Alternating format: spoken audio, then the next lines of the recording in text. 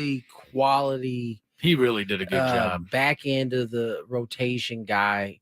And I mean, it was really him and Walker were, along with Blake, were the bright spots. It's unbelievable that those guys were that good. Yeah. And, Joe Musgrove wasn't exactly bad when he was healthy. No, he just wasn't healthy. And Darvish was kind of the one guy that didn't have the season you're expecting. But it's amazing that really 80% of your starting staff. All right, this is the second time now that we've had voices interrupting the program. Chris cannot hear a thing. I can hear that. That's crazy to me. I heard it too. Well, there's that computer that I use for your guys' cameras that has a speaker on it, and sometimes the speaker gets off. And then so I went to the thing to check to make sure we're good, and I had my volume on. All right, so how many more times am I going to get interrupted then on the open, you think? That's three. There you go. All right, you're just going to continue to interrupt me. Try to keep me on my game today. Is that what you're trying to do? That's the most surprising thing that's ever happened. That I heard it? Yes. I will say this. My hearing has gone south over the last, 10 years or so. And I think it's going to continue to go south just based on how loud I turn up my headsets. I mean, I'm a hearing issue waiting to happen. That is, I peeped that the other day. You know what it was? I think somehow one of the days I filled in, you weren't here. There was that week you were gone. Oh, and you turned on it was left, I think, from the day before or something. I was like, oh my God. Yeah. Oh, I'm my deaf. eardrums almost burst. Did you know that Sam Levitt, when he used to come in here on the away games, the first thing we would all tell him is to turn down it because he's sat there before. Oh, he sits in the same seat. And then he put on his headphones and he was like, gets blown right.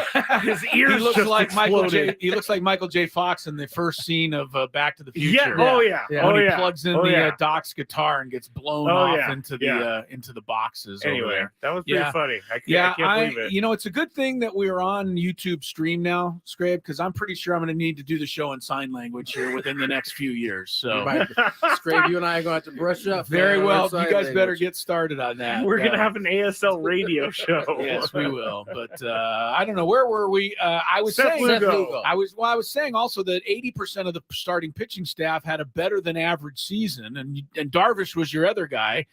And your bullpen, I know they blew some games along the way, but Hader was an all-star closer, and yet you still couldn't put together better than an 83 and 81 season. It's just or 82 and 80. It was crazy because normally when pitchers are all better than you think they're going to be, your season's better than you think it's going to be. Do I need to give you the letters again? R.I.P. We're not even going to say R.I.S.P. anymore. We're just going to say R.I.P. because that was what happened to the Padres season. Yeah, could not hit with runners in position or runners in scoring position. Yeah, that was the name of the game last year. I mean, in its totality, Bogey, Juan's numbers look good.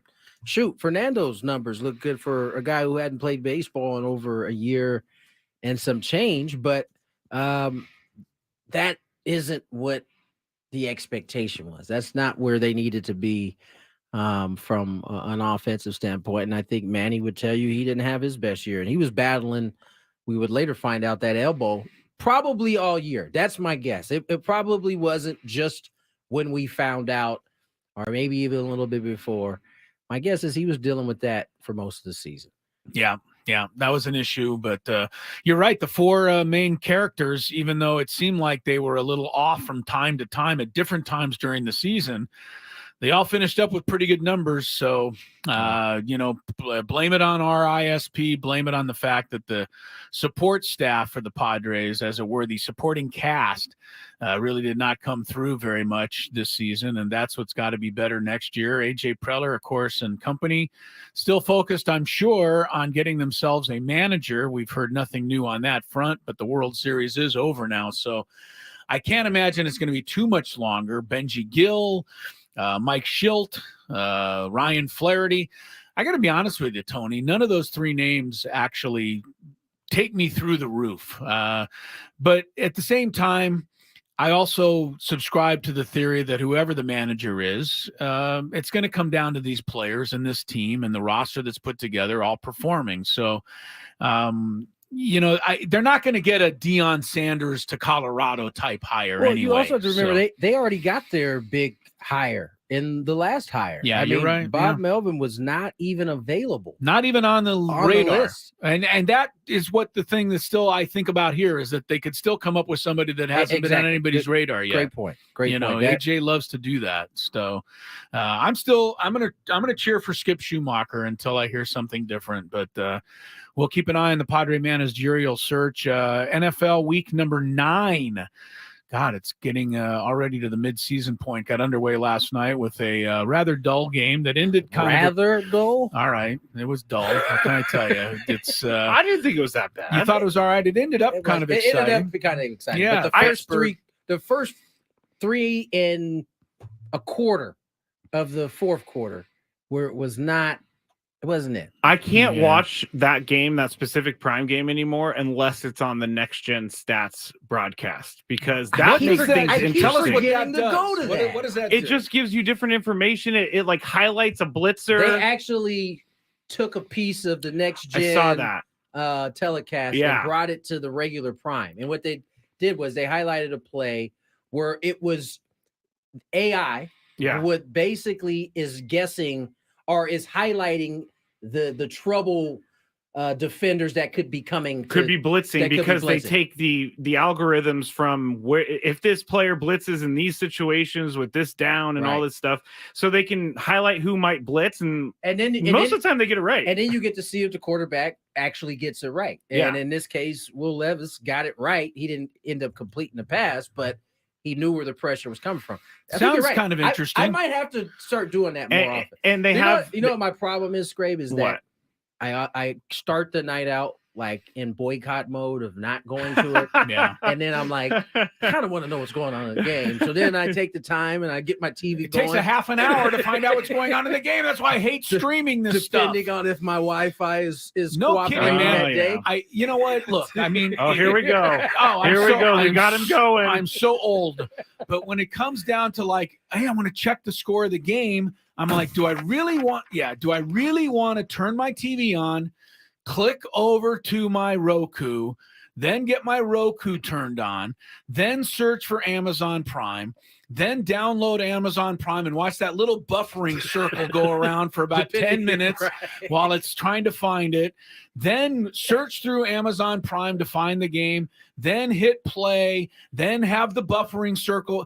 After all of that, I don't care who's winning the game anymore. Chris, I'm not gonna lie. My buffering was taking longer than I really wanted it to. You also have 4 kids that are hogging all the internet. Well, I can't even blame it on them last night. They had late practices. Oh, it was just you? So it was just me and Trey, and he's looking at me. He's pissed because I took off whatever show he wanted to watch at the time. Bluey, maybe. And so the thing is spinning around, and I was about 2 seconds from being like, you know what? Forget it. I don't care what the score is. Boom, it came on. And I was like, all right, here we go. Yeah. Well, the other thing this is why I watch the replay on NFL Network. This is exactly why I just watched the replay on NFL Network. I don't know why it makes me angry, but it makes me angry that he's so against it. It makes me so angry. against it. That is, everything makes you angry, though. Yeah. So Chris, on the stream, you're getting a thumbs up from Mary Ann. She says, "Totally agree, Chris." Thank you, Mary Ann. I appreciate that. The other thing they do on Next Gen, real quick, is they highlight each receiver's route. So when they pass the ball, each receiver, you can see where they're running. And then, like last night, I saw a few routes and they have a higher angle. And I'm like, oh, I could kind of see the game a little bit better from here. And you can see the receivers getting open and see the other guys like. You know what the Next Gen thing sounds like to me, Tony? It sounds like something that a semi-decent sports fan would want to watch so they can learn a little bit more about sports. Yeah. Yep. That's what it sounds like it is to me. I don't know where he's going with this. Where am I going with this? If you were a great sports fan, you wouldn't need this other crap. You would just watch the game because you love sports. Tony, you just said you wanted to watch it this way. I said I like it. I like the idea. Chris will be like, what are those lines on the screen?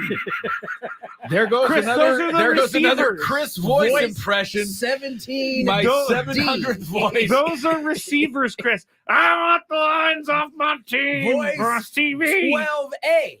Unbelievable. And just one more thing on the game last night. I was in a pissy mood throughout because I'm playing against Derrick Henry in my fantasy game. Skraby was playing against George Pickens in his fantasy game.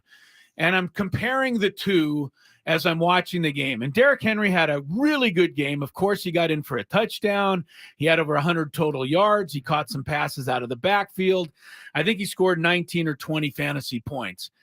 So I'm behind in my fantasy game as always. Skraby playing against George Pickens, who finished with 2 catches for -1 yard. That chaps me. I am getting tired. Skraby already scores 180 points a week. You don't need that kind of luck on top of it.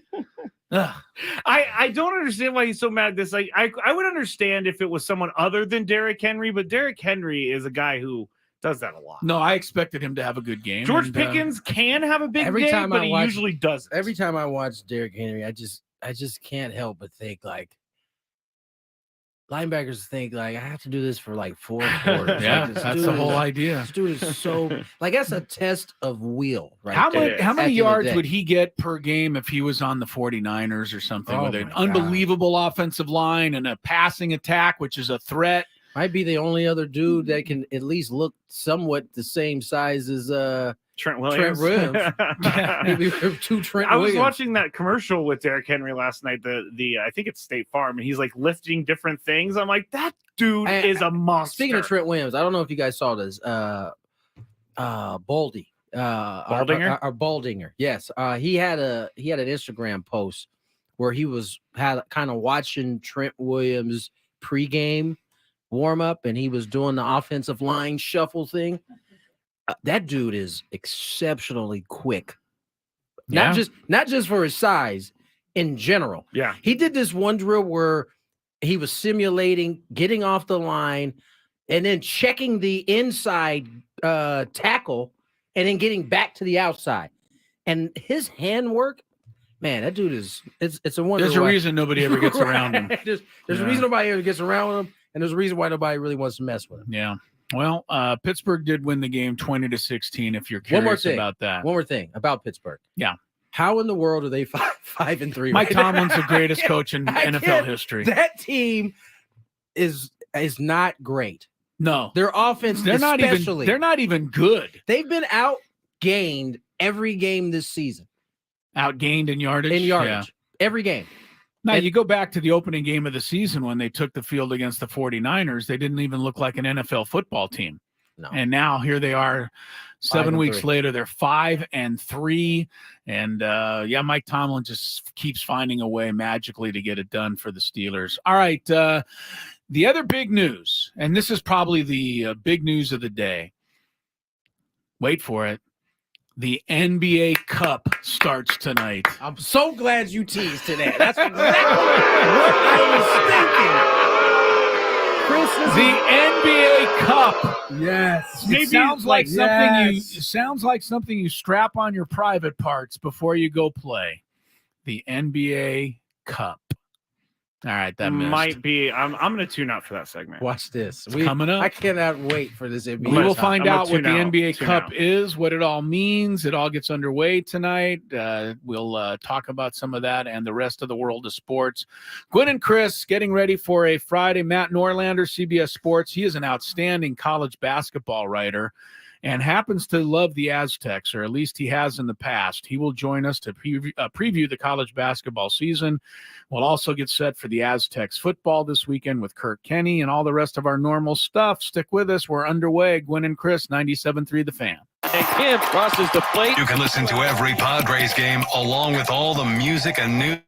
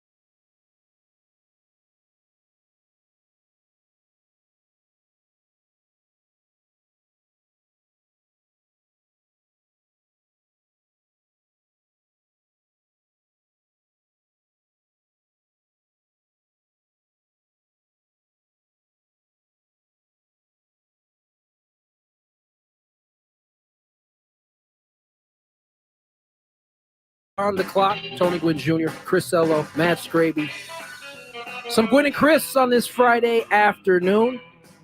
And we're talking some NBA here. What happened to my camera, Scrape? These cameras are nice, but they seem to have a mind of their own. All over the studio. They're temperamental. They have a mind of their own. Yeah. As Chris mentioned before we went to break, the NBA Cup is actually here. Well, it starts here shortly. This week. Tonight. The opening group play. 8, I think, let me make sure I have this right. Today there will be 7 games. 7 games, yes. There are 6 different divisions, and each team will play 4 round-robin games. The 4 round-robin games, which include tonight's schedule, will all count in the regular standings, and they will also count separately in your NBA Cup standings. And if you win the round-robin, you advance to the quarterfinals and the semifinals, etc. And those games are set up to be played in December and on their original schedule. The other 2 games will either be the quarterfinal and semifinal games, or there will be other games that were put on the schedule to make up for the fact that you didn't make it in the NBA Cup. So they've got it all figured out, but I don't think too many of the people watching the NBA figure it out or have it figured out. And are they going to put the results in the paper? Are they going to? How are we going to keep track of what the standings are? But just for example, the Bulls play the Nets. After the game, they'll either be 3-3 or 2-4, but they'll also be either 1-0 or 0-1 in the NBA Cup standings. Yeah. So that's as simple as we can make it. The Lakers are in. I hate to say it, Tony, because it's a tough one. I think it's an easy division. You think so? Yeah, I think they got a pretty easy draw. Did they get Golden State? Yeah. No, they don't even have Golden State. They have Memphis, Phoenix. When Phoenix is good. Yeah. And then they have Utah and Portland. So those are their 5 games. I saw Golden State there. Yeah, they don't have Golden State. Golden State is in the other West with a bunch of other West teams. But Denver and Dallas are in the same group, and both of those teams, they actually play each other tonight. Dallas is one of 2 undefeated teams left in the NBA. Denver's the defending champ. So there's some good matchups, but I don't think anybody's going to look at this as anything other than a bit of an addendum to the regular season schedule. When they round, maybe there'll be some excitement, like for early December, and maybe that's what the NBA needs. And to that, I'll say this. Yeah. And I'll read you a quote from ESPN's article on this, talking to the coaches, players. Right. The last time there was a move like this, it was the play-in, Spoelstra said. I remember everybody saying, oh, it's a horrible idea, this and that. But I think it's been really good for the league. So this, I think, just gives it a little bit of time, or just give it a little bit of time. And I think ultimately it'll be. But the play-in tournament is part of the playoffs. There's something at stake in those games. I mean, when play-in tournament last year, the loser of the game, their season was over. To me, that was a game worth watching. So I thought that the play-in tournament, it makes sense. If the Bulls lose to the Nets tonight, so what? Not going to mean anything other than the fact that they're 0-1 for the NBA Cup. I don't know who's going to win the NBA Cup and how are they going to celebrate that win. I think that's going to be interesting to see. Jimmy Butler's not too excited. He was asked about it. He said, "You want me to tell the truth?" He said, "I just love hooping. I don't care what you call it. I just like to play basketball. That's all I'm going to say." Then somebody asked him if that meant we could assume he's not interested in the NBA Cup. And Jimmy Butler said, "You said it, not me." So he's not into it. We'll see. Thanks, Jimmy. Jimmy is on the same side. Jimmy is one of however many players in the NBA that may be solely focused on the O'Brien. Rightfully so. He's been that close to it. He's probably not the best guy to be asking about a new play-in tournament. Yeah. However, Bet you some of the young teams. I bet you Wabanyano is or the Spurs. Wait, who? Wabanyana. Yeah, that guy. The Spurs guy. I'm sorry, Skraby. You looked at me like I completely butchered that. It's Wembanyama? Yeah. And I said call him I called him Wembanyama. Yeah, that's not bad. I mean, that's not bad. You can call him Wemby for sure. Yeah. They're calling him Wemby. We non-NBAers aren't in on this conversation right now. So you pipe down over there. Yeah, we're not surprised that you don't like it, Skraby. I'm hoping I like it. I mean, you can't really even explain it. So, well, who can? I mean, I did the best I can. That's the problem. Yeah. Well, it is a bit of a problem, but let it, as Spolstra said, let it play out. We might end up liking it. By the time the round robin play is not going to be much different. But again, in the first week of December, you're going to have a quarterfinal game where the winner of that game will advance to the semifinals. So something at stake in what would normally be just an everyday December game. Right. That's what they're after. Now, the round robin to qualify for the quarterfinals, and you get to go to Vegas in the middle of the year. I can understand why that seems a little bit. It might be some fun, and you're right, Tony. If somebody like an Oklahoma City can get to the final, or a young up and coming team, that'll mean something to them, and it might give them a boost moving forward. And to that, I say, watch Group C. You got the Kings, up and coming team. Yeah. Warriors, who are the old dog. They probably got the short end of the stick in this. Yeah. And this one, they got the Timberwolves, Thunder, and the Spurs all in that same group. Yeah, it's a good group. That's not a group you probably It'll be interesting to see if the Warriors will the Warriors care as much about winning those games. Right. I don't know. We'll see. It starts tonight. The NBA's at least they're trying something, and it's something that you look. Baseball's made a ton of changes, and we hated. Guess what? We've grown to like almost every one of them. So we're even though I'm the old man on the block here, I think we as a society are very slow to accept change. What do you think? You think that's an accurate one. So, doing something different, trying something brand new. And guess what? If the whole thing falls on its face, what have they lost? Nothing. Really. They're just playing regular season games. Yeah, these games count in the regular season standings anyway. So non-NBAers do not apply.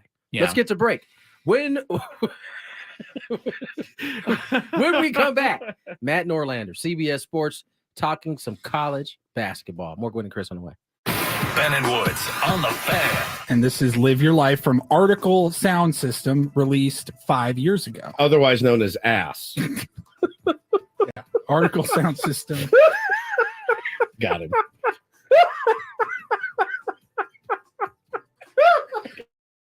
Got him.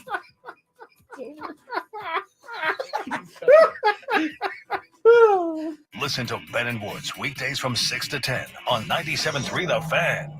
There are giants among us. They are the men and women building and sustaining our Navy's next generation submarines. If you're ready to go big, get on board.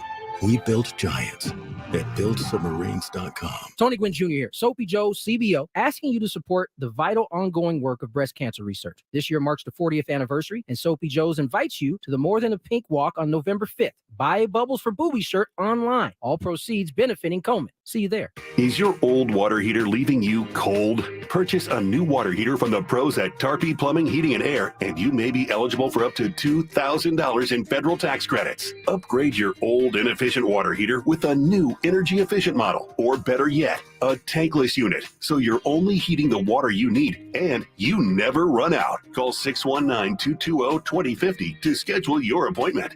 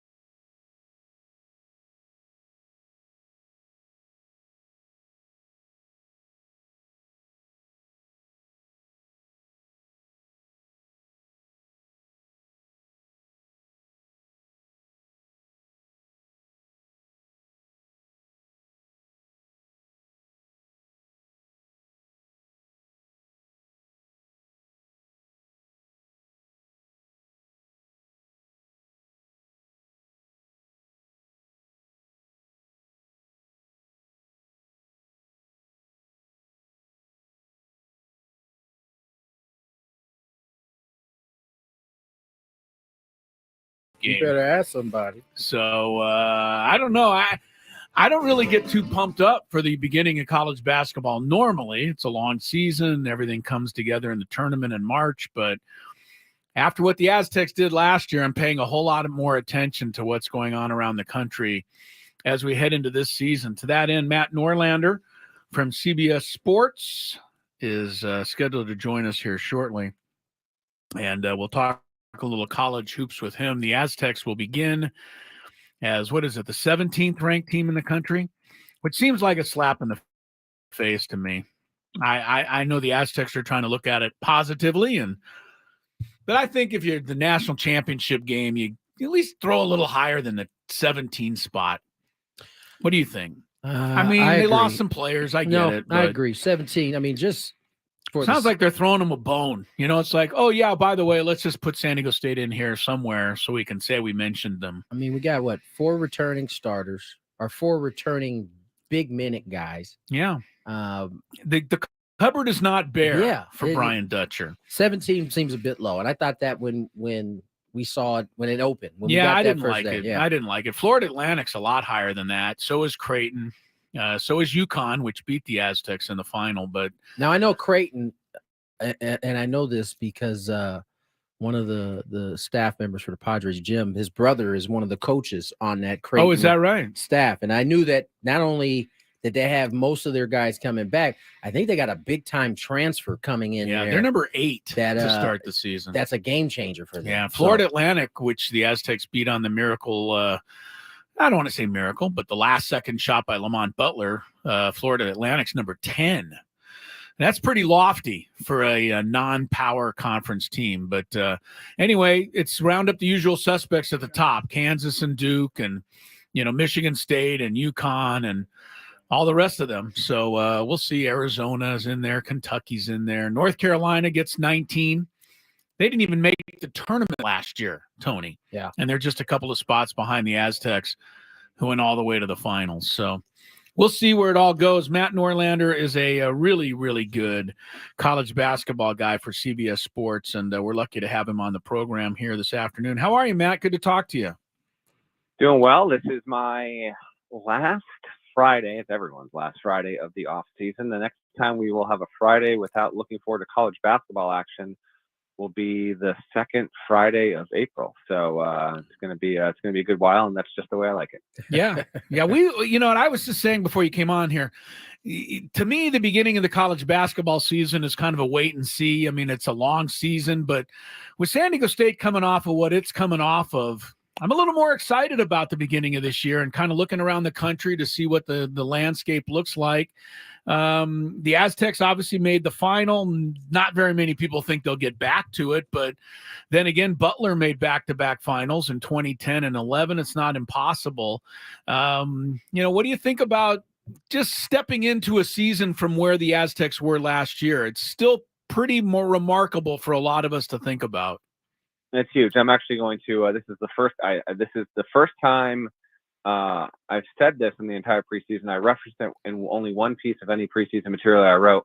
I had SDSU as a preseason top 10 team a year ago. So no, I did not pick them to make the Final Four, but I had them as a Final Four quality team entering last season.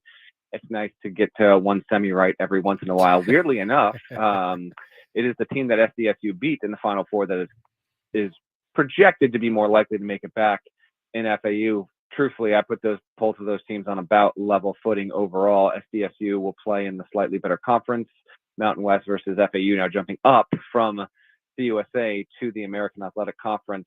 I think the Aztecs have to project as a top 25 team, but I'm interested to see how they weave their way to March.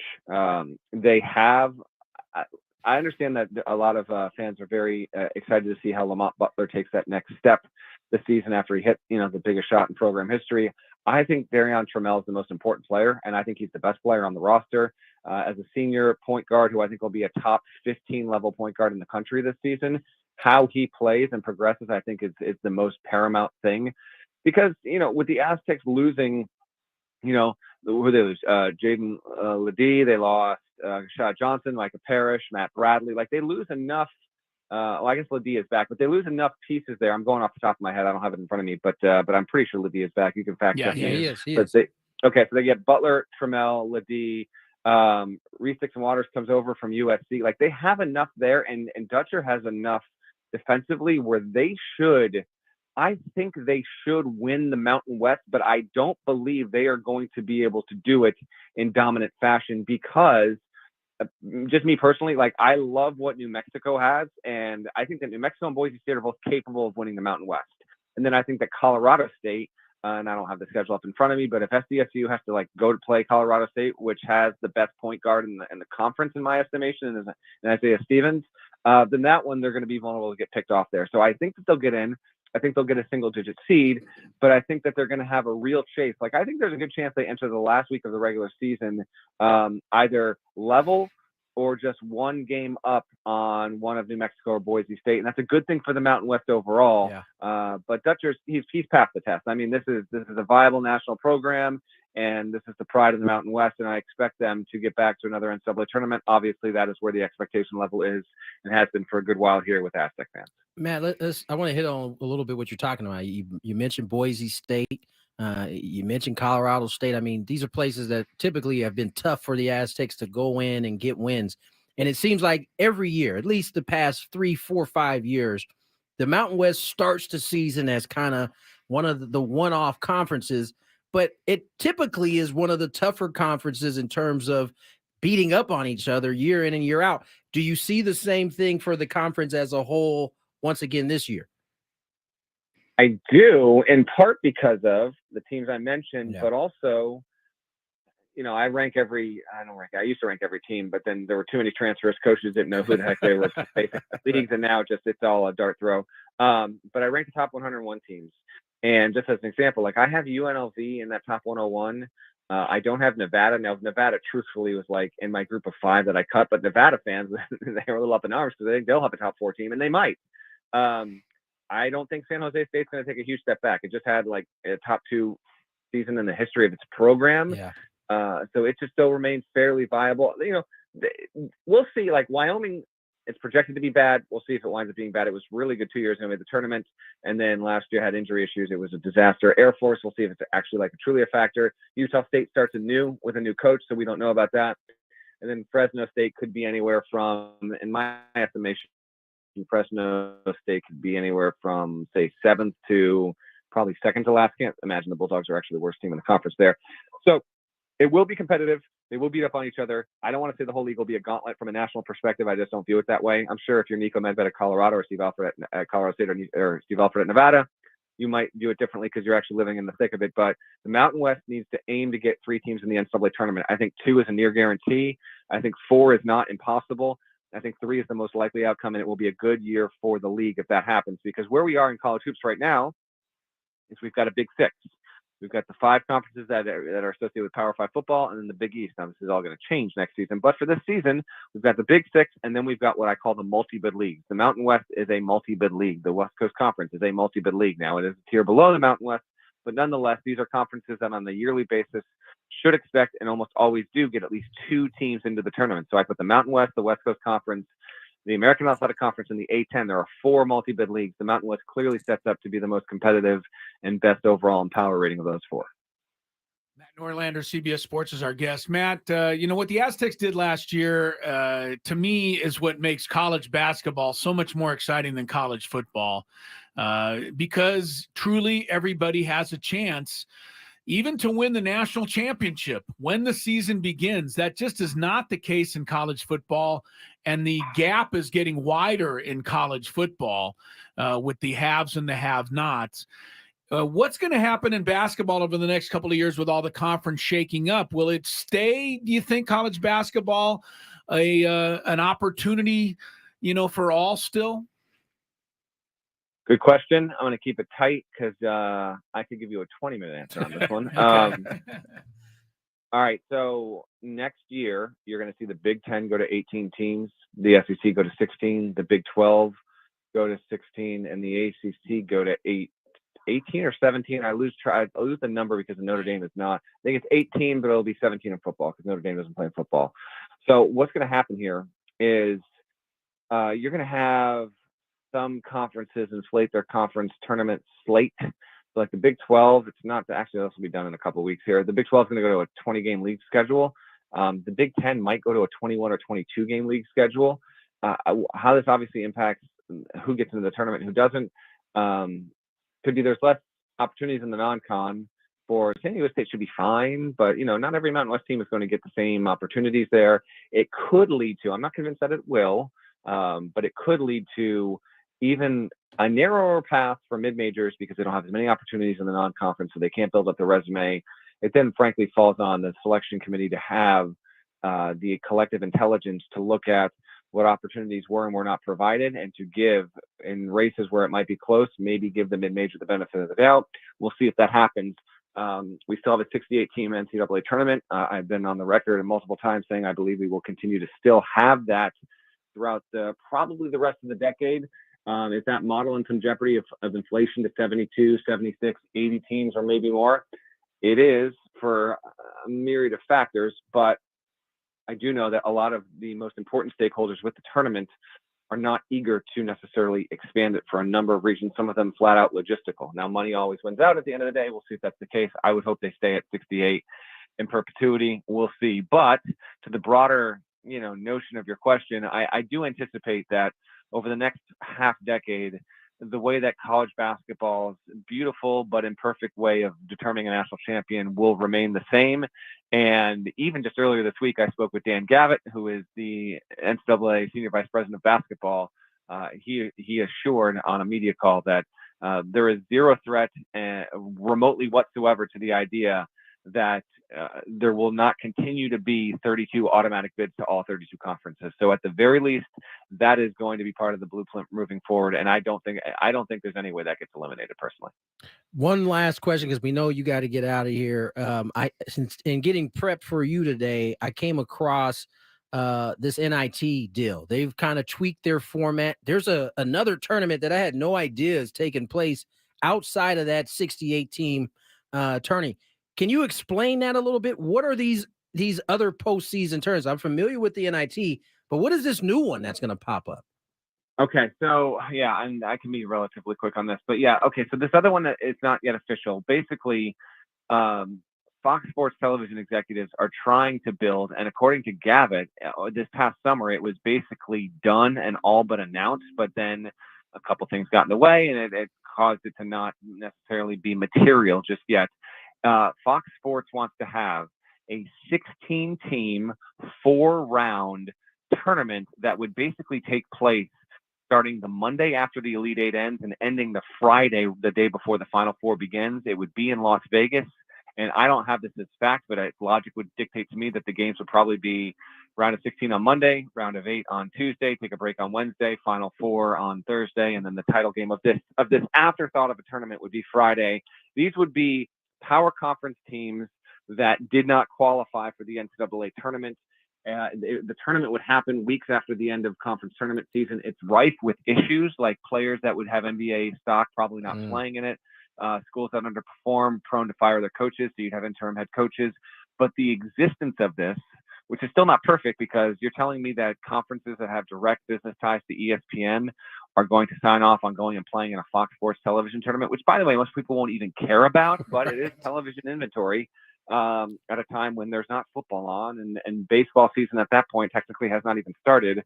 It is that threat that has caused the NIT to say we are no longer going to guarantee all mid-major regular season champions to make the NIT tournament.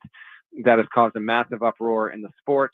And so it is a one-year change from now. The Fox Sports thing has not been announced yet. It is trying to get announced, but in speaking to sources over the past few weeks, there has been resistance at the coaching level and the athletic director level to even get that done. What conferences would be involved, wouldn't be involved. I'm told the Big Ten still not jumping on board with this all the way yet.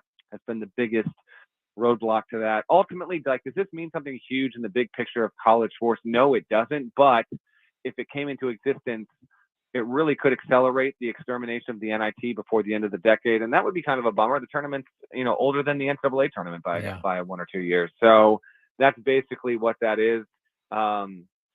And it wouldn't affect, like, to the conference that San Diego State's in right now. If it were to rain in the Mountain West, it wouldn't affect them because it would be only power conference tournament teams only. And the Mountain West doesn't apply as far as Fox Sports is concerned. But at least the Mountain West still has a shot at the national title, which is something the Aztecs came so close to last year. Matt Norlander, CBS Sports. We know you got to roll. Thanks so much for time. Look forward to talking to you during the season. I love getting your knowledge. I appreciate it very much. Thanks, Matt. Appreciate you. Have a wonderful weekend. Let's get some hoops on. Yes, absolutely. It's almost time. Monday is opening night for the Aztecs. They'll kick it off against Cal State Fullerton. Aztecs are a 15-point favorite in the opener. The interesting thing that he said to me, Tony, in trying to dissect his knowledge, and he's got so much of it to unpack, but as these big conferences get bigger, 20 teams in the Big 10 or 19 teams in the ACC and the SEC, whatever, they're going to have larger conference seasons, which means it's going to be harder for teams like the Aztecs to schedule non-conference games at the beginning. You know what? Because those teams are already going to have difficult conference schedules. Right. They're not going to want to play the Aztecs in November. And so what that means, so the Aztecs have moved beyond the point where a team is like, we'll play you at home. Yeah, they're not even going to want to do that. You don't want to play them at home, and so that was gonna be the thing I took away is it's just another knock on the little guy, right? It really truly is. Whether it's this new tournament, this new postseason tournament that could take the NIT out, that forces the NIT to say, you know what, mid-majors, we can't guarantee you come in here anymore. No, can't do that. Or it's the conference expanding in the way that they are, that, as you mentioned, is going to really make it difficult for non-conference games to be made with the likes of a team like Gonzaga or a team like the Aztecs. And it's just, it's sad. And again, and it goes back to what you and I talked about at the beginning of college football, before it started. College football just needs to do their own thing because it's having ramifications across the board on all sports. And the more these conferences continue to change, the more schools like ours are going to pay the price for. Yeah. Arizona's going to the Big 12, I believe. Yes. It's so hard to keep it straight, but they're going to the Big 12. They're going to have 18 other games against Kansas, Kansas State, Oklahoma State, Baylor, TCU, teams that are NCAA teams. Yeah. So when Brian Dutcher calls Arizona and says, hey, how about a game in November? Arizona is going to say, we can't do it. We already have too many losses on our schedule. So, and the same's going to go with all the Pac-12 teams are leaving the time zone. Right. So it's going to be harder to play Cal, Stanford, even BYU is going to be in the Big 12, or they're already in the Big 12. Anyway, the Aztecs, at least as long as we start this season, still have a chance to go all the way. And that's what makes college basketball great. And hopefully they can do it again. All right, thanks to Matt Norlander. He is a genius when it comes to college basketball. More Gwynn and Chris, Daily Gambit, and other stuff when we return.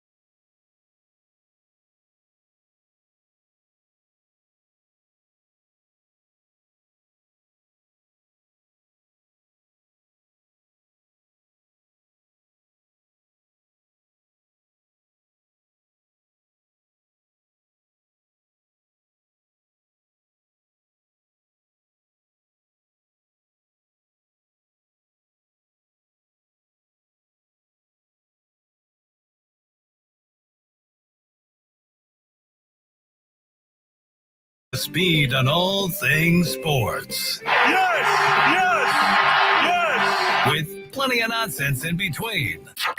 Oh, look! Here comes our fearless producer! Gwynn and Chris starts right now on 97.3 The Fan. Hello, everybody. Hello. 3:01 on the clock. Tony Gwynn Jr., Chris Ello, Matt Skraby. Birthday wishes to my man, Ben Higgins. Ben Higgins. Happy birthday, Ben. And unlike his partners, Chris and I, and Skraby did not forget his birthday. We would never, they forgot Absolutely his birthday. not. Like they went through the whole show?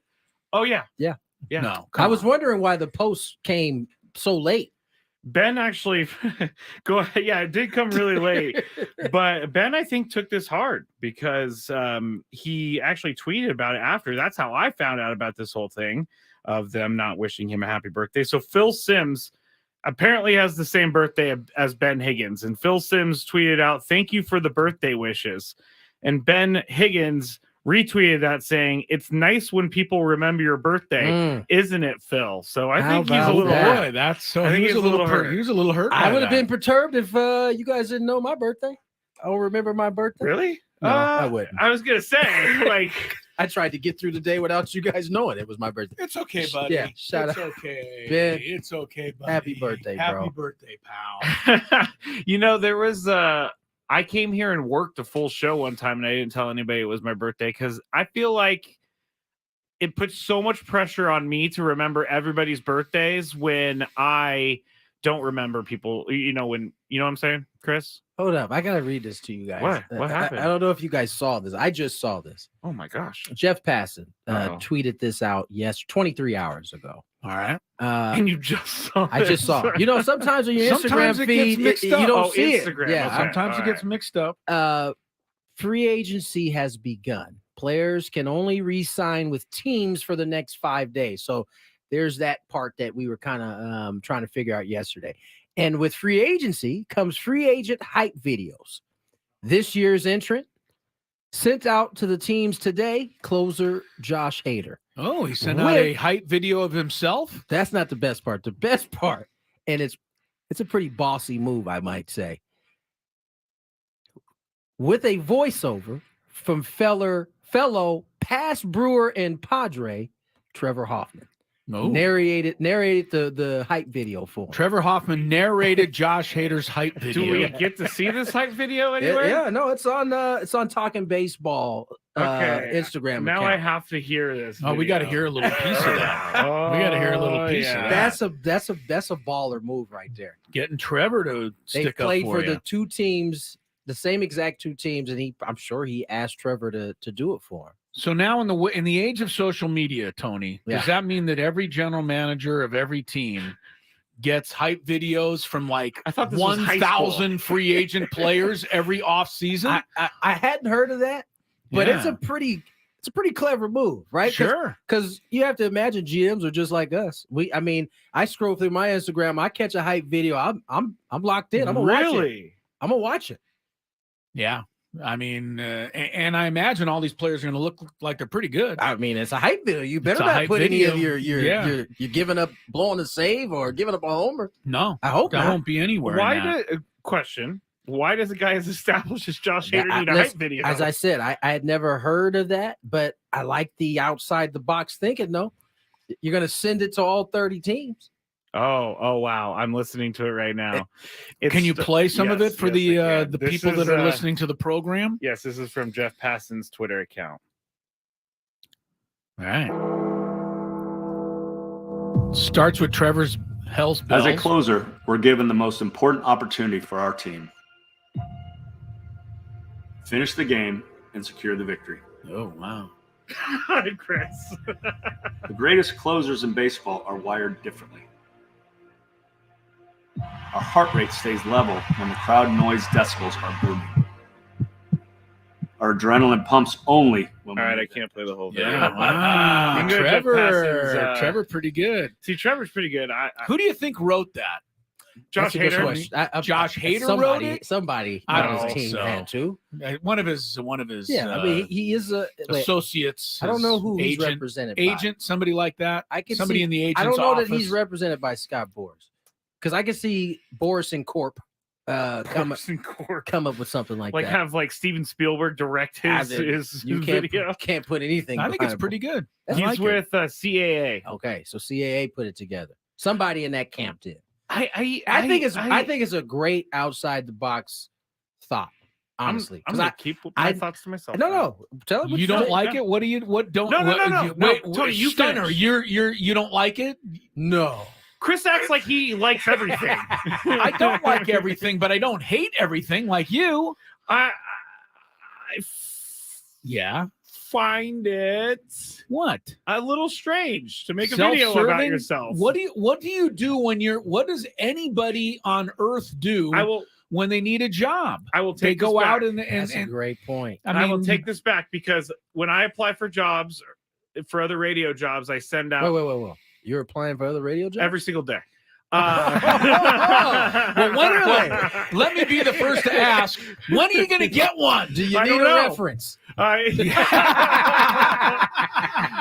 take it back, because we'd be happy to help. I do send out. It hasn't been for like 4 years, but I've sent out like air checks demos of myself on the radio. So I guess that's the same thing.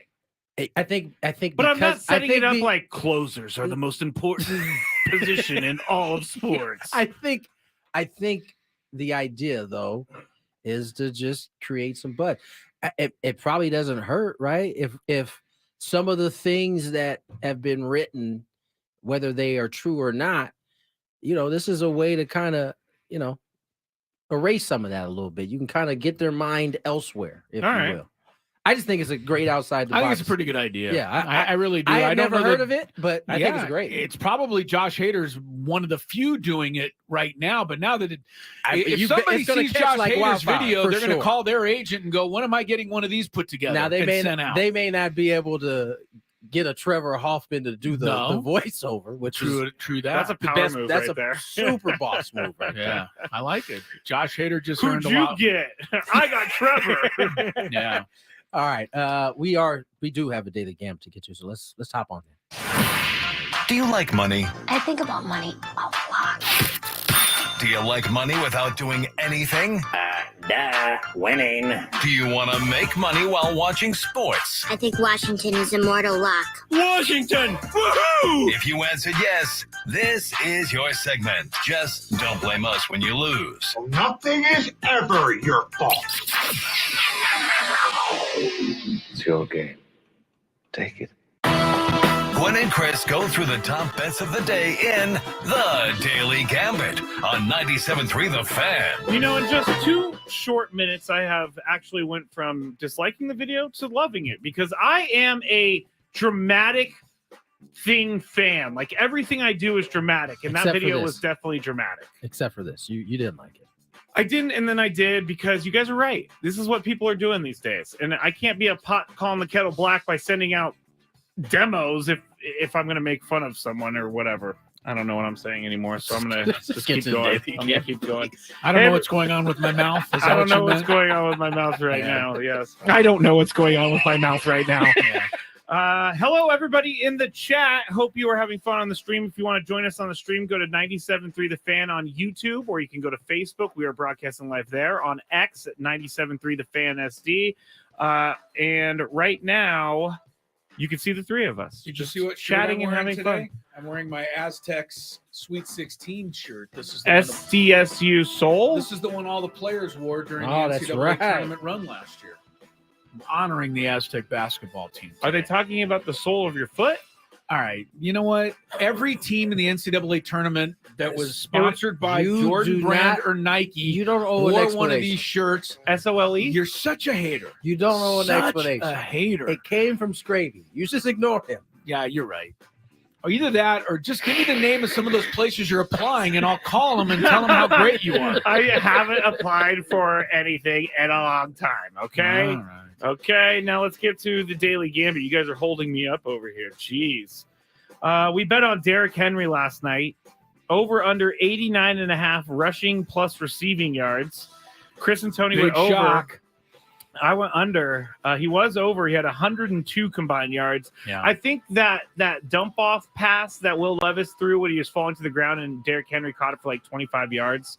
That was the one that put him over. But he had a pretty good game. I mean, he got 19 fantasy points, which is not surprising, although because it's against me. But I'll almost accept that from Derrick Henry. At least he didn't put up like a 40. He can put up he didn't put up a 40 piece on you real quick. That is true. Because he can do that. Yes, he can.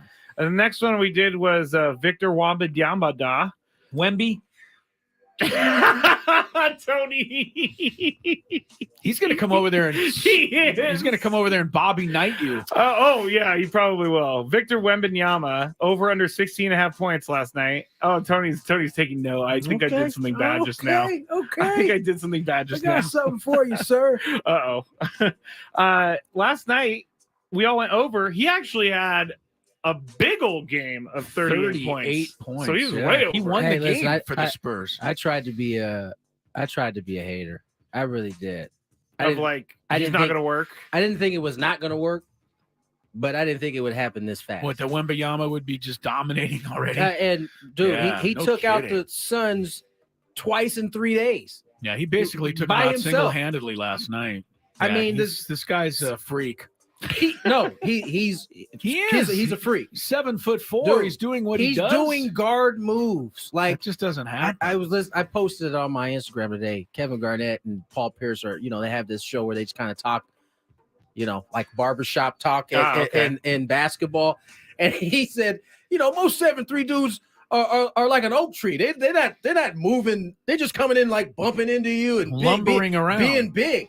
This dude is doing like guard stuff. Yeah, it's remarkable. Even for a fringe NBA person like myself, I did tune in and try to find highlights of him. So the fact that I've heard multiple people say his ceiling is higher than David Robinson, Shaquille O'Neal, and LeBron James. Oh, here we go. Tells you all you need to know. Yeah, it does. I mean, those are very nice names to be considered with. This dude is 7. How tall is he? 7'4", 7'5". 7'4". There's a picture of him standing next to Kevin Durant, and he makes Kevin Durant look tiny. And Kevin Durant's a 7-footer. Like, it's crazy. It's nice. Anyway, Wembanyama. In college football, Texas Tech and TCU last night. Chris chose the Horned Frogs. Tony and I chose the Red Raiders, and the Red Raiders won 35-28, so they covered.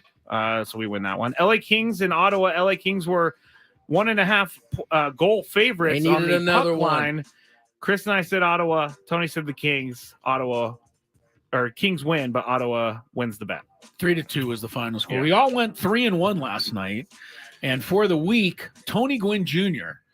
You might have to open a little side piece of the business here with this. Tony Gwynn Jr. 10-3 this week. I'm gonna tell you guys right now. That's impressive. You guys know where I just came back from. It did not go well. You didn't go that well when you were there? Not in real life. It didn't when go it really that well. mattered, you couldn't come up with a 10-3. No. Matt Skraby is 12-6 this week. Oh, that's not bad. Very good. Chris Ello's even okay at 11-7. Oh, he's right on your so we're all kneecaps. doing well. My kneecaps. We're all But is doing he pretty Dan well Campbell? this week. Surprisingly so. All right, I have a 4-leg parlay right here, plus 1,200. I've been getting 3 of these, but I haven't. So you're gonna add another game. Yes, I'm gonna make it more difficult. Okay. Plus 1,200 for this one. Now I have to bet this because it started as the lowest total score over under in college football history between Northwestern and Iowa. And I'm going to say, because they're scoring it so low, I'm going to say they go under 30.5. That's where it's at right now. Under 30.5. If they're going to they started them at 29.5. So apparently these teams can't play offense. 14-13, huh? Something like that. Then I have Utah State minus 2.5 over San Diego State. Until San Diego State turns it around, I can't pick them. The Raiders minus 1.5 over the Giants at home. I feel like they're going to have an emotional game, and they're going to win that one because Josh McDaniels got fired. And then the final one, Dolphins and Chiefs, total score over 50.5 points. So That's not happening. Iowa Northwestern under 30.5. Utah State -2.5 over San Diego State. Las Vegas Raiders -1.5 at home over the Giants, and then the Dolphins and Chiefs over 50.5. I don't think you need to ask me and Chris what we think. So yeah, it won't happen. Something. Well, first of all, the Aztecs are winning. I'm sorry about that. For sure. The Aztecs, after with 2 weeks off, they're coming. They're coming with something to prove. Did you see what happened I last time will, they played? Chris. I did. We often get on Skraby about these parlays. I do have a buddy that partook in a 10-team parlay. Yes, you mentioned that. Yeah, it was. Didn't he get like 9 of them right? No, he was out before it even got to like game 5. So it's I don't understand the parlays. It's not easy. It's not a winning bet. It is not easy, but it's really satisfying when you hit it. It's very satisfying. When have you hit it? How do you know? I've hit it like 2 times in the last 100, so it's nice, satisfying enough to keep you coming back. Yeah, it's like golf, huh? Hit that shot. You're always. hooked. I'm always either parring the last hole or doing something good, having a great drive, and I'm like, see, this is why I play. This is why I play. Yeah. Well, this is not why you should be doing parlays because LLLLL is not a good look. All right, we got to go a little bit fast or to break, Chris. You choose. Let's just go to break, and then I'll Okay. give you my selections when we come back because we're right up against it here. So I believe it's Tony Gwynn Jr. has to make it official. Oh, okay. I can make it official. We got a little traffic on the other side of this, and when we come back, you get the rest of Daily Gambit on Gwynn and Chris.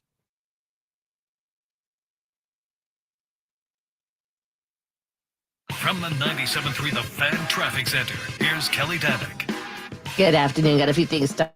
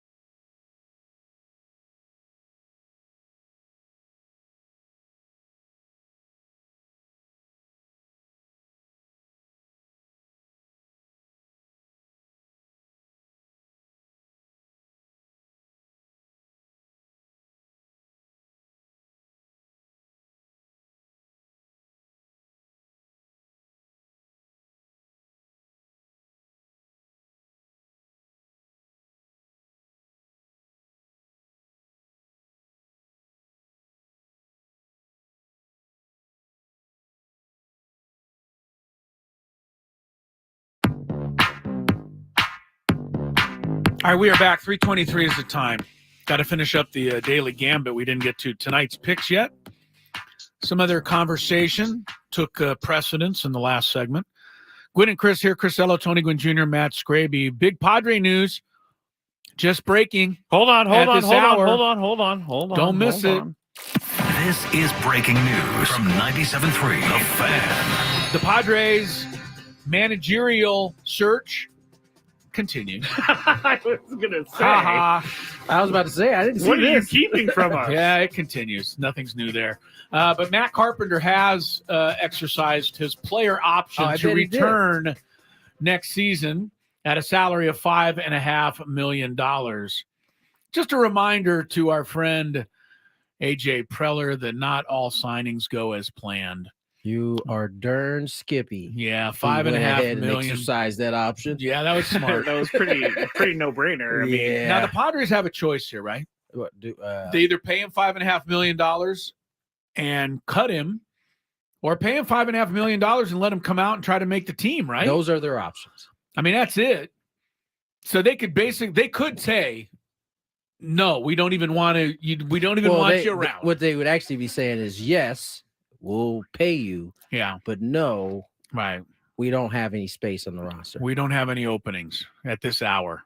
I wonder if he wants to come back, or if he's just happy with his. I promise you, he wants to come back. Okay, I would think he'd still like to play baseball again. And I just feel like last year was just such a disappointment. It was such a disappointment, and I guarantee you, it would be met with grumbling. He certainly doesn't. But if you bring him back, what have you got to lose? Right. Not only do you what if he recaptures his stroke? The guy has had some success in this history as a major league ball player. Not only do they have nothing to lose, but I'm sure from his standpoint, he doesn't want his story to end like that. He wants at least another crack at finishing strong. Yeah, that's fair. So, I would bring him back and just put him out there for a few spring training games. What have you got to lose? Nothing. That's after my spring thinking. training games. Well, but I'm just saying, give the guy, you're paying him $5.5 million. At least make him come and clean up the office. I mean, $5.5 million is a lot of money. He's gonna walk into the exec's office and they're gonna be like, "Hey, Matt, we're repurposing you to the new mailroom guy. We're gonna pay you $5.5 million to be a mailroom That's guy." an expensive. That's probably mailroom not right there. That's probably not the way it'll work. Would out, he, but- in all honesty, would he serve the team well by just being a veteran leader? Tony's giving me the I mean, that's kind of what he was last year. Would he serve them well? Of course he would. He's got a abundance of knowledge. However, I'm sure that's not what he wants to do. I'm sure he wants to play, which is why part of the reason, at least partly, why he exercised the option to come back at 5.5.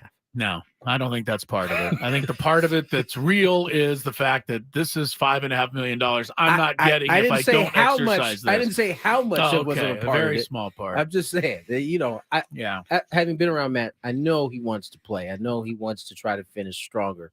But don't get it twisted for one moment, as Chris just referenced. $5.5 million is $5.5 million. Yeah, that's a nice, pretty hard gift. to completely turn that down. Even if he didn't want to play, I promise you, he would just try to gut it out as much as he could to get through the season. He looks like Bernie Mac in that movie, Mr. 3000. Exactly. Give it your best shot. All right, give it your best shot on these picks, guys, for our daily gambit. 10-3 Tony, 12-6 Skraby, 11-7 Chris. We wrap up the week with Wyoming, Colorado State. It's the border war. In the Mountain West Conference. These two schools do not like each other. They're 90 miles apart. What's their beef? Well, they're just so close Proximity. to each other. You're too close to me. I can't like you. Yeah, Colorado State, when my wife went there, the drinking age was 21, but the drinking age in Wyoming at the time was 18. Mm-hmm. So she smartly used to drive over the border to Wyoming and then drive home. She wasn't doing the driving. Oh, yes, she says she was. I know you allegedly. I know you think my wife was perfect, but there was a time when she was far from perfect. When I lived in Colorado and went to Colorado State, they don't sell. I don't know if they do this anymore, but when I was there, Yeah, they didn't sell full beer on Sundays or liquor, so you had to buy 3-2 beer, which was watered down beer. So we would drive. We would call it the Cheyenne Run. Hey, you want to do a Cheyenne Run? We go up to Cheyenne, Wyoming, buy some booze, and come back. That's kind of similar to what we did here at San Diego State, because obviously drinking age here in California is 21. But Tijuana, if you head on down to Mexico, oh gosh, you can start a little earlier. I don't want to remember those trips. Neither do I. This game tonight is in Laramie. And the Wyoming Cowboys are favored by 6.5 points. My wife would kill me if I selected anybody other than CSU. So I will take them plus the points. Tony? I'm sorry. Yeah, I don't blame you. I'm Wyoming's sorry. actually pretty good. Yeah. All right, I'm about to go with Wyoming. You're taking Wyo. Yeah. Skraby, you're taking too. Wyo. So there, you heard that, honey. They both Probably went getting a against text her. about what you just revealed about her. My phone's blown up. Utah State and San Diego State. This sounds like a gimme, because in the last San Diego State game, a total of 6 points were scored. We know that. The over-under for points on this game tomorrow is 57. How? What? How? I don't know. 2 weeks off, I guess. 2 weeks off. Well, Utah State is also playing in the game. I mean, it's the total for both teams. Are they going to score 57 points? Well, you can go ahead. Tony's first. So what do you think, Tony? Aztecs. No, it's total points scored. It's total points scored. Yeah. They're under. They gotta go. They gotta under, go right? under. Skraby, what are you doing? Under. It is really hard to believe that both teams are going to score over 30 points in this game. Even if the Aztecs have a rebirth and score 35. I mean, Utah State, I have to go under in this one. It's just one of those ones that sounds too good to be true. And a lot of those don't work. Sunday, Tyreek Hill against his former team, the KC Chiefs, 94.5 total receiving and rushing yards. Oh, man. Skraby, you're first here. 94.5, big number for Tyreek Hill. I would even say yes if it was, or I would say over if it was just receiving yards. So over. So you don't even need the rushing No. yards. You're going But over. I'll take it. I got to go over and hope that he has a big game, obviously. Tony? Over. All of us going over there. Hey. Oh, yeah, well, I'll type that in there. It is incredible how many teams lose Tyreek Hill over the top. I don't think they lose him. I just think they can't keep it up. just looks like they lose him because he's wide open. You know how sometimes you'll see the cornerback come up at the top of your screen and he'll start bailing out off the line? Yeah. We're going to start seeing that from safeties who are already 20 yards They're back. going to start bailing out on Tyreek Hill? Right. Get a head start. The problem is Tyreek, what makes Tyreek exceptional, it takes him literally one step before he's at top Full speed. That's a great call. No one else can do that. So if he puts a little juke on you, like he's going to do an out pattern, and you stop, it's over. He's past you. The Dolphins better throw deep to him more than once this game. It seems they always do it once a game. Yeah, but why not do it 4 times? There's going to be a game Seems where like an idea to that me. is going to be open a lot, and they're gonna hit on it a whole bunch of times. Keep doing it. All right, tonight, big NBA game, Denver and Dallas. The defending champion Nuggets are 6-point favorites over the Mavericks, who are undefeated, 4-0 so far.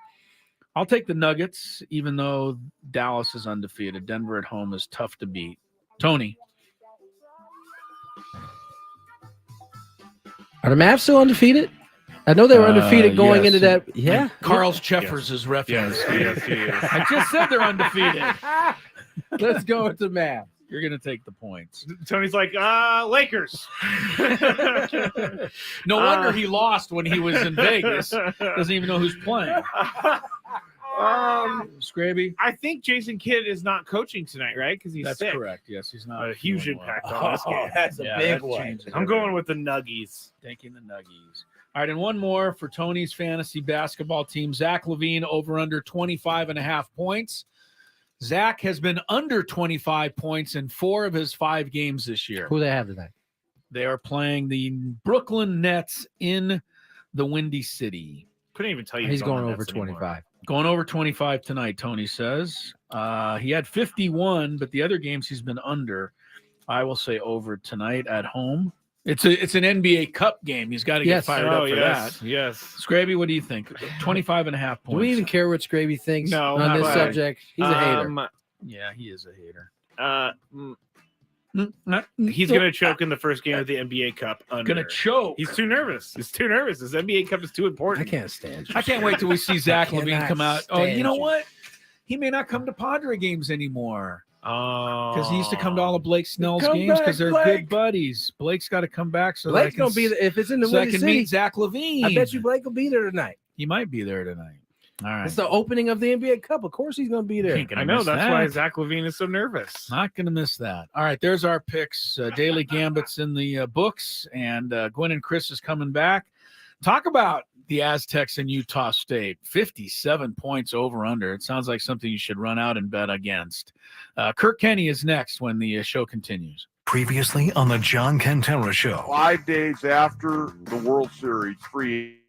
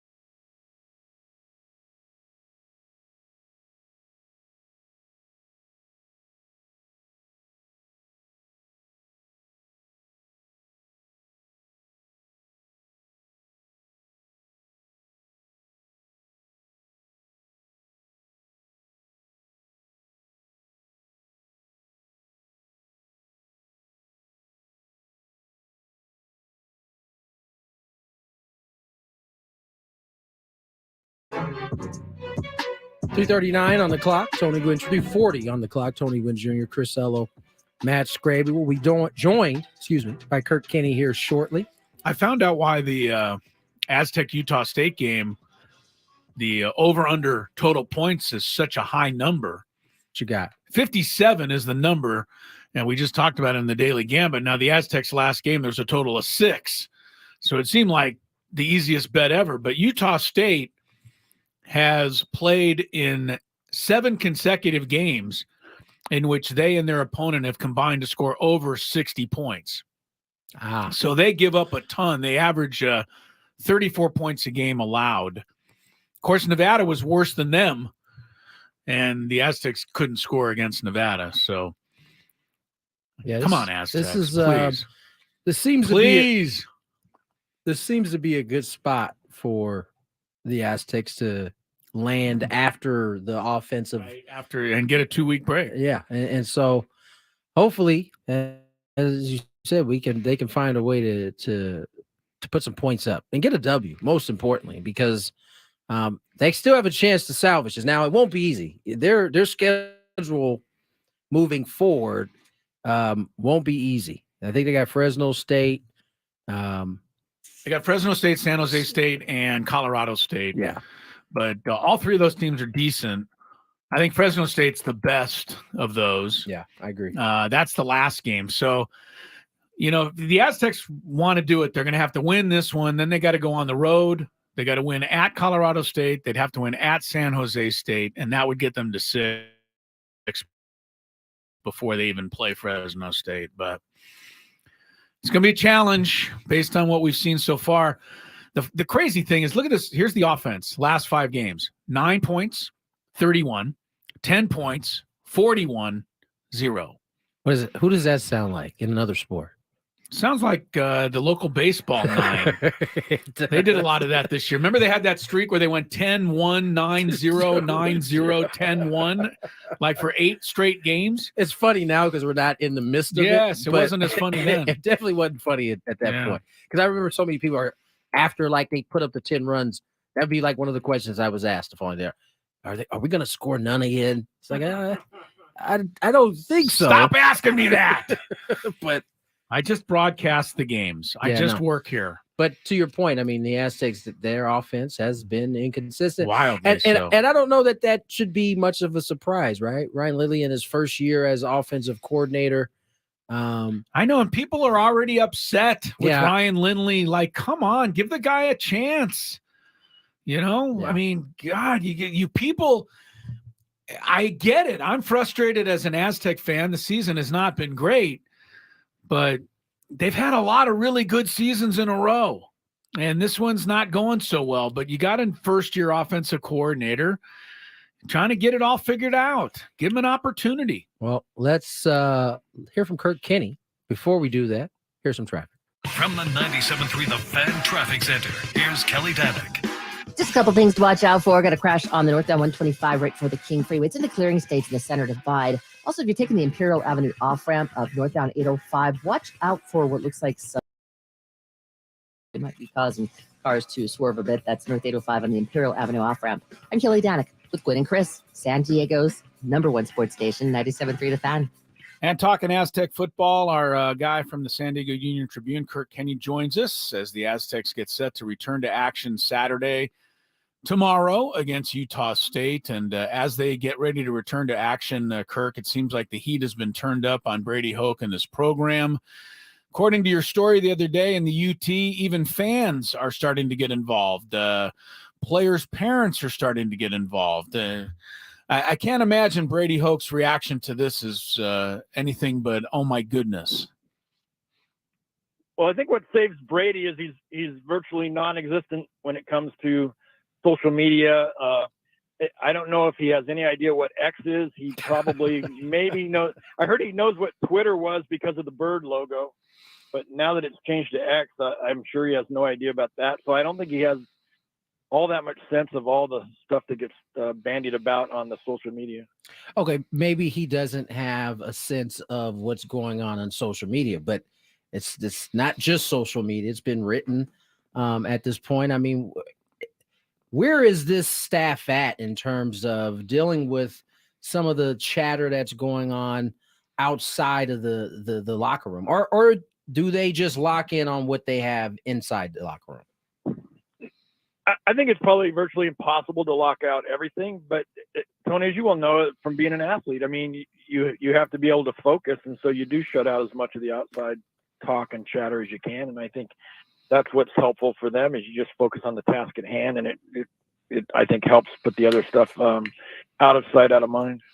Has Brady Hoke changed at all, Kirk, in your mind in the, I don't know, the 10 plus years that we've known him? Is there any difference to Brady Hoke going through a difficult season as opposed to going through most of the successful ones? I haven't, in my mind, I don't think I've seen any change. One thing is with the last year with the rape investigation hanging over the program, I think he was a lot more burdened by that than he has been this year. Obviously that he wants to turn the season around and they want to, continue their bowl streak, but I haven't sensed that he's been as down as he was last year.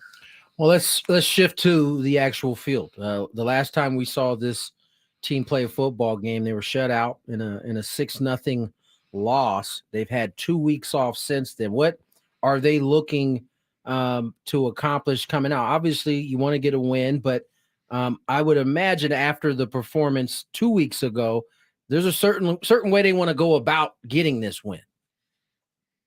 Yeah, I think the biggest thing is they want to score. I hope so. Yeah. One thing that could be encouraging for them is that Utah State has been outscored 105-17 in the first quarter this season. So it bodes well to get off to a good start. They were talking about, they said they had the off week last week. They said they kind of refocused on fundamentals, open up some competitions for positions, and they would not reveal exactly if there are any changes in starters necessarily, but that's something we could look to see if there's any new starters to look at this Saturday. But I think mostly it's just kind of refocusing and resetting. I know you talked to Ryan Lindley for your article today, the offensive coordinator, and such a well-liked, former Aztec alum now coming back to run this offense. And it seemed like he brought up, or either you did or he did or both of you brought up the fact that he once quarterbacked a game at San Diego State that the team lost 70-7. And you know what? They had to wake up the next week and go back and play another game. And it seems like he's drawing upon some of that to go back from the 6-0 loss and say, hey, it could be even worse. We've got to, get back to work and try to figure this out. Yeah. And one point he made up, he's a big baseball fan as well. And baseball has so many games that you can kind of flush it, within 24 hours. Whereas football, you have a whole week. And then for the Aztecs, they had 2 weeks because of the off week. So, but I think he tried to, let the guys know that, hey, he's been there before himself as a player, and, you just have to deal with it.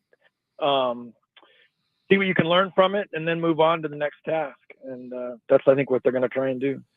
Well, I mean, with Ryan really taking over this is his first year as coordinator. I mean, how much has he been able to really put his fingerprint in year one on this offense? I know when we talked to him at the beginning of the season, he had talked about wanting to open things up a little bit. And I'm sure because of the way the games have gone, they haven't necessarily been able to do that. But has he felt like he's been able to kind of get this offense in a direction that he envisioned at the beginning of the season? I think they showed in starts and stops. I mean, they put up 31 against Boise State, and the next week they scored 10 against Air Force, and then they scored 41 against Hawaii, and they come back and get shut out against Nevada. So there's been glimpses, but and Brady brought it up the other day, they just haven't been able to be consistent. I think that's the biggest thing they're searching for. Well, they got to be consistent now, Kirk. They've got 4 games left. They've got to go 3-1. I don't know that the prospects are that great. I mean, they're playing some very good teams coming up. I mean, Utah State is probably on paper their best chance to get a win. After that, you got San Jose State still to come. You've got Colorado State, and you've got Fresno State, 3 teams that are, pretty good this season. I mean, is there a thought right now that they can get this turned, and do they have enough to get it done and get to that 6-6? Well, they've shown obviously times where they can put some points up and get something done, but if they get there, then I think they really earned it, because it will have meant they won at least 3 out of 4. And this game's real crucial because Utah State also is 3-5, and they, like the Aztecs, have been consistent bowl participants. So it's a crucial game for both schools, because whoever loses this game then has to win 3 straight to get bowl eligible. So that will be a really tall task, I think, for whichever team loses this one.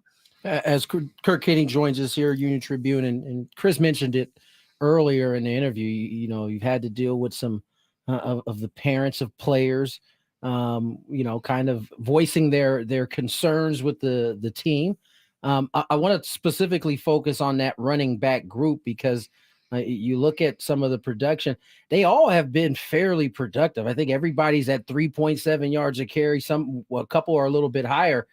How have they been able to kind of hone in?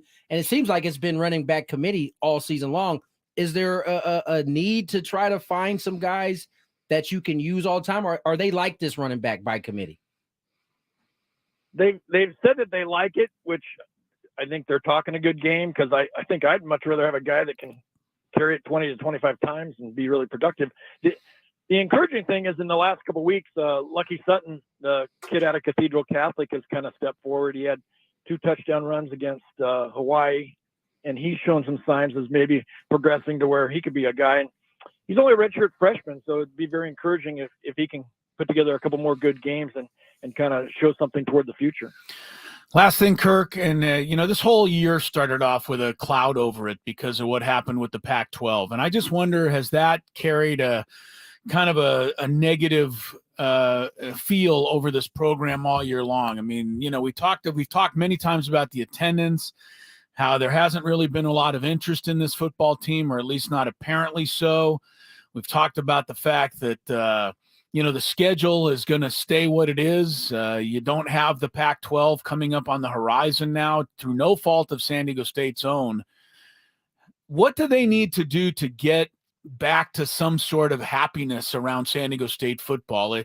It almost seems to me like the school is just kind of waiting for basketball season to start so people will forget about football. And obviously no program can survive too well with its football. No overall athletic program can survive too well with its football team struggling. Yeah, I think there's a lot of truth to that. One thing is, I think we from the outside think much more about the Pac-12 and this and that. But if you look at this year's team in particular, if you're a senior, well, you weren't going to play in the Pac-12 anyway, because you would graduate by the time, next season. So I don't know how much those guys were down or depressed that the Pac-12 didn't come to pass.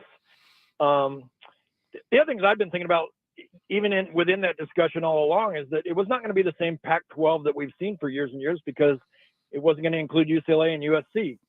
So that being the case, I think, the players still have a chance to be bowl eligible. And I think that's a good challenge and a good thing to point toward. And then we'll see how things play out after that. I mean, the whole landscape of college football is going to continue to change the next few years. And so, I don't know that, you can put everything on this one season and the disappointment in what we saw with the Pac-12's demise.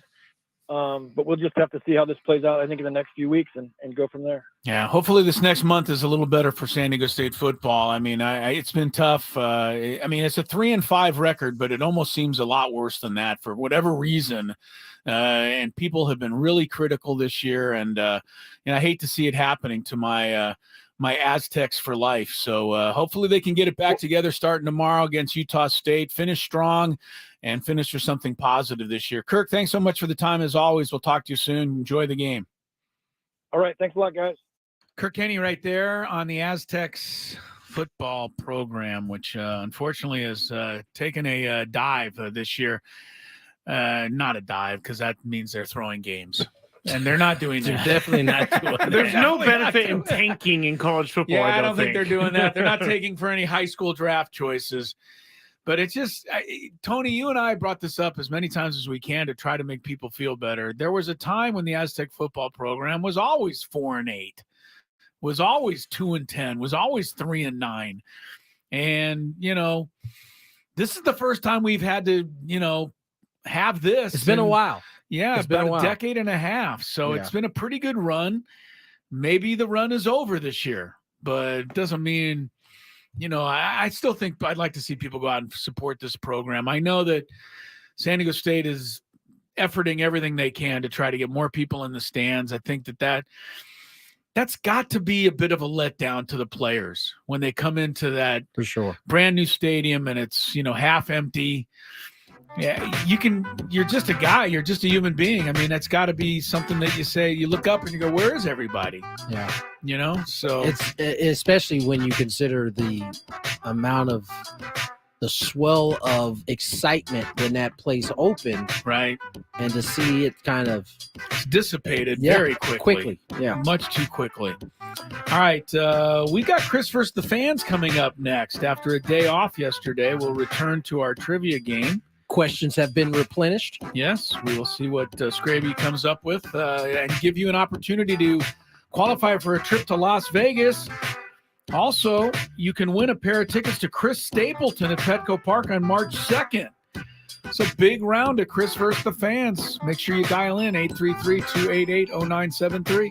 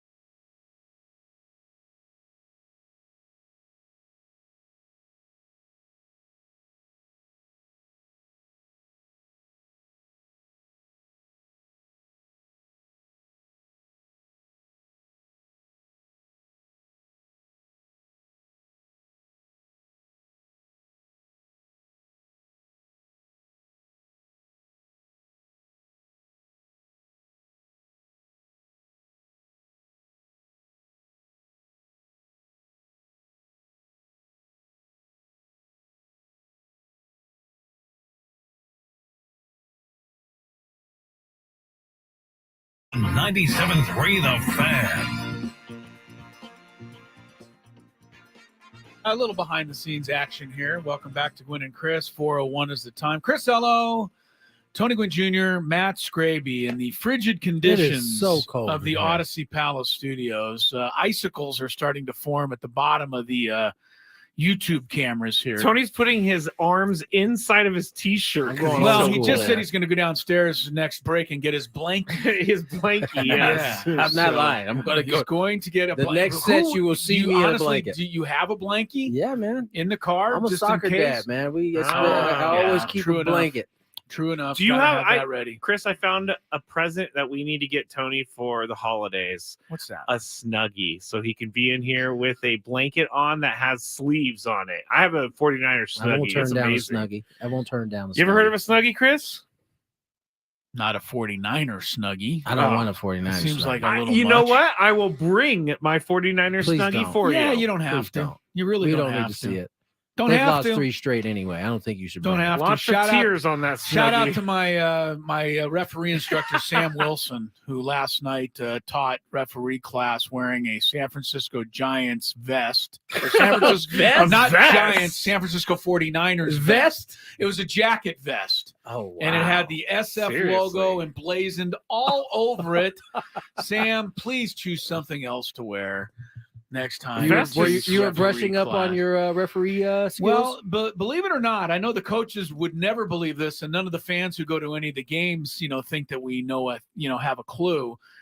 But before each and every season, we spend an awful lot of time preparing for the season, and we go to classes every week and meetings every week and discuss all kinds of rules changes and look at video, and we all actually try to improve. We actually, as high school basketball officials, try to get the calls all right. I know that the people would not believe the people who just scream bloody murder at us. So when a coach is mad at you and he's like, "Ello, I need you to do better." It's like, I'm trying. I actually am trying to do better. Yeah, I would tee that up. I think. Have you hit anybody yet with the 2-finger T? A 2-fingered one like 2-finger this? T. I think most of my tees are that way. Oh, 2 fingers. I don't go for the extravagant tee because technical fouls to me are meant to diffuse the situation. And a real demonstrative one where you bring it up from the bottom of your knees right on up and tee up like that. That's only kick gonna up your leg a little bit. Yeah, while that's happening. only going to make things worse. You don't give the old Crawford. Yeah, I try to make. We all talk a good game. Like all the officials talk a good game. You should see them at the meetings. I teed this guy up and I gave the heat. And I'm like, get out of here. You did not. I've worked with you before. You've never said a word to a coach.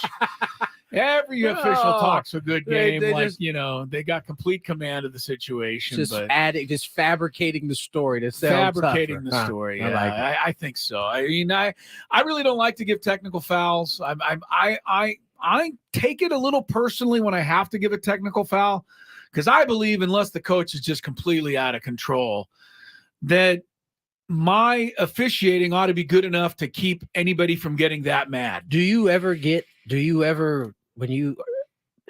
emotion? Does emotion ever ride in? Yes. Or do you just kind of just try hit him with the of tee and course. keep it moving? Yeah, you try not to, but there's been a few times when you get a little angry and somebody just really upsets you and you tee them and you walk away and you're like, all right, I better bring it down here. I better bring it down. They told the story last night. I would love to see Chris in this element. Like, I don't know why you haven't come to a game. I mean, I'm out there all year long. You're just going to have to tee up the family and bring them out. Trey would love it. Bring them out, put them in the front row. I'm gonna have to. You got to come to a game and see. You never know what's going to happen in a game, but I will tell you this. Now, last night, Sam Wilson, our instructor, who's been reffing in San Diego for years and years and years, but he told the story about an official about a couple of months ago in the LA area in a summer league game who went over and cold cock punched a coach. That was actually, Did you see that think video? it was on video. It is on video. I mean, that's not the way an official should act. Can I defend the officials on this? Yeah. Real quick. Last year my daughter was a freshman in high school for the first time. You saw it firsthand. The parents, as after the team was picked, parents got together. The AD had us in, and he said something that is like still stuck in my head today. He was like, listen, at the rate we're going, we're not going to have enough referees to continue high school sports if we keep going down the path that we're going. Because these referees aren't getting paid that much money to referee in the first place. Yeah. B, the abuse has taken up, and we've talked about this in terms of professional sports. Yeah.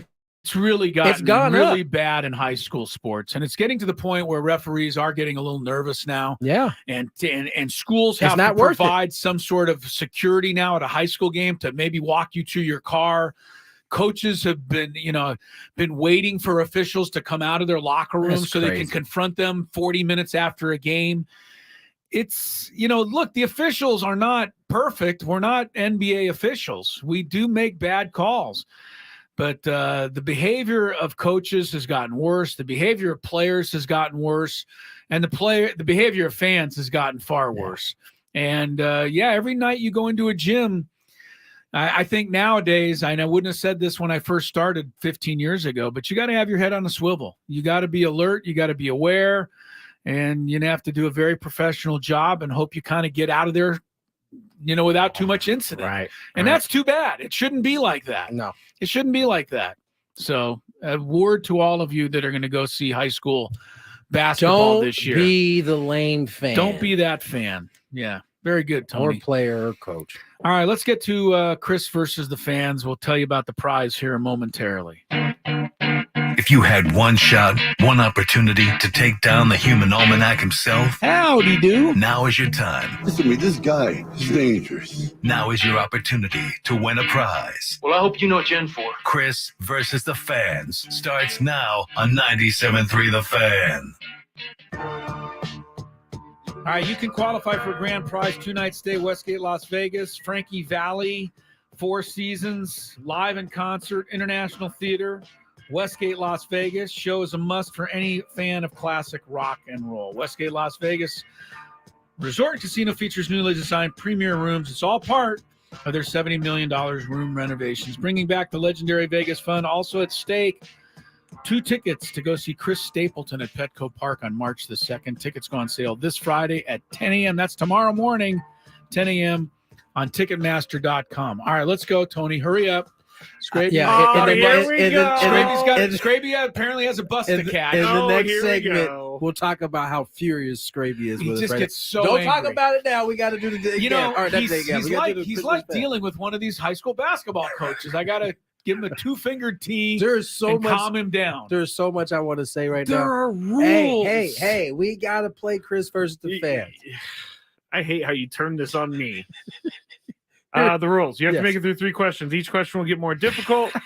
If you get the question right, you move on. If you get it wrong and Chris gets it right, you're eliminated. But if Chris gets it wrong, then you move on to the next question or you win if you're a first-time player. Let us know when you get into it or before you get into it and you get the first question for free. You start on number 2. My fault. I was late. It's all good. We'll go first contestant, Ralphie. Welcome to the show, Ralphie. Ralphie, there you are.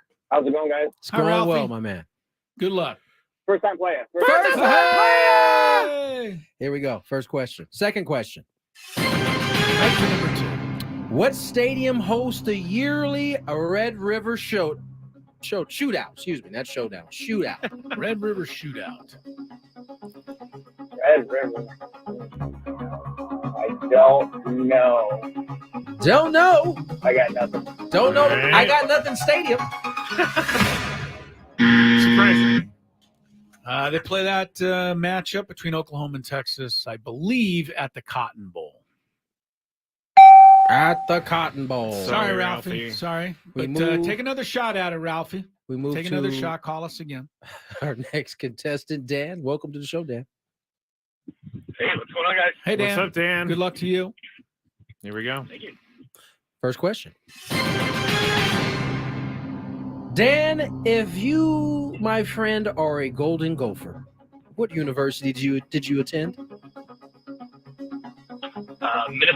Minnesota. You did indeed. It's in Minnesota. Gophers aren't like fierce animals. So why would you want to be a gopher? I don't think it had anything to do with being. It's a golden gopher. They can tear stuff up. Yeah, man. They can tear up your whole lawn. Yeah. Question number two. Man, that is a really strong animal. Then, all right, I don't know why I'm hating. You don't know why you're hating Just because being you're you, buddy. Just being you. Yeah. Question number 2. Temple and Rice University have the same nickname. What is it? Oh, we got nice a little job. player Not here. even a Atta boy, thought. Dan. Very good. All right. That's a good one. Dan. Owl's another fierce animal. Right. Fierce. Mascot. Actually, owls are very mean. What do they do? What do they do? Have you ever had? Nope, Okay, so I have not. There's actually. I'm The sorry, last owl Dan. I saw was my cousin Vinny, and he was keeping them up all night. No. And I saw one in Harry Potter, and he was just sitting on the guy's shoulder. No, owls are very mean. There's actually a murder case in North Carolina that was featured on the staircase where some people think that an owl attacked this woman and grabbed her head, and the talons cut her head, and that's why she died. Hey, Tony, look at what does this say? Can you see? I can't see Ah, it. darn it! I can't turn it around. There you go. What does that say? Not- I typed in "Are owls mean?" and what does it say? It says not mean by nature. Yes. Can you type in owl attack? No, I'm not. I'm not going to do anything that serves your purpose. Yeah, I'm only exactly. going to serb my own. All right, Dan. Sorry there about you go. that, Dan. Sorry, Chance Dan. to win it all right here. All good. We're a mess.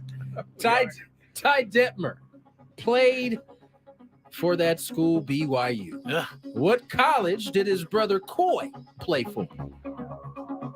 Oh wow. Let's go with the University of Miami. Ooh. A hurricane. The U. Stay there. Yeah, I Correct. stay there. I don't know. Uh-oh. How about Utah? Utah. Hey, Dan! Nice work, Dan. Stay there, Dan.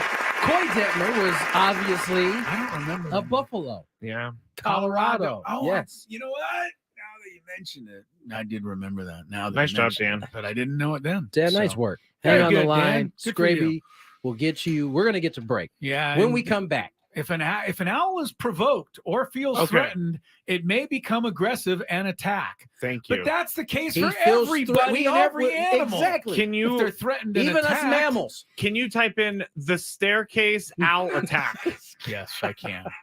When we come back, we'll give you an update on this staircase owl So attack. what is it? Stare? Well, The staircase owl attack. We'll also get into why Scraby was furious with The us this staircase. segment. No, you know what came up? What? The staircase owl theory debunked. Oh, I didn't know that. That's what came up. But there is a theory about And it. there, here we go. And you would Your- buy your into it, of course. conspiracies It here. was in court. It was presented in court. Lastly, when we come back, I can't wait to get Chris Ello's take on the NBA trophy or NBA. We're talking about it hold again. up. Yes, we're talking about the floor.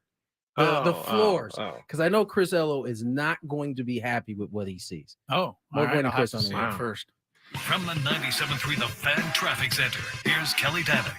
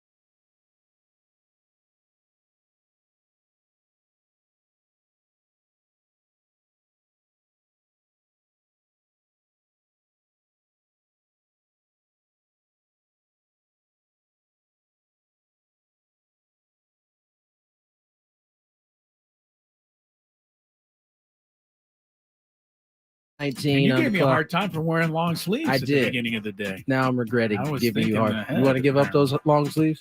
No. No, I need them. It is cold. It is cold. And Skraby is living his best life. He is a sweater like myself, so he is not cold right now. I'm getting there. My vent has turned on. Oh yeah, because that's why you weren't feeling it at first. Yeah, because the vent was off. But so yeah. We went to break. Skraby was very upset with us.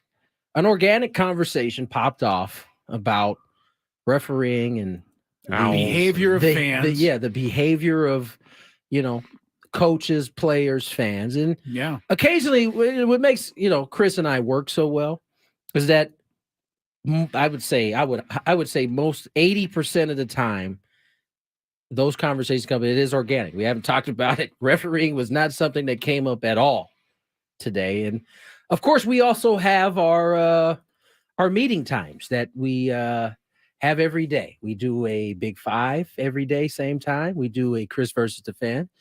And, a lot of times Chris and I will come into the segment and we'll kill a few minutes talking about whatever.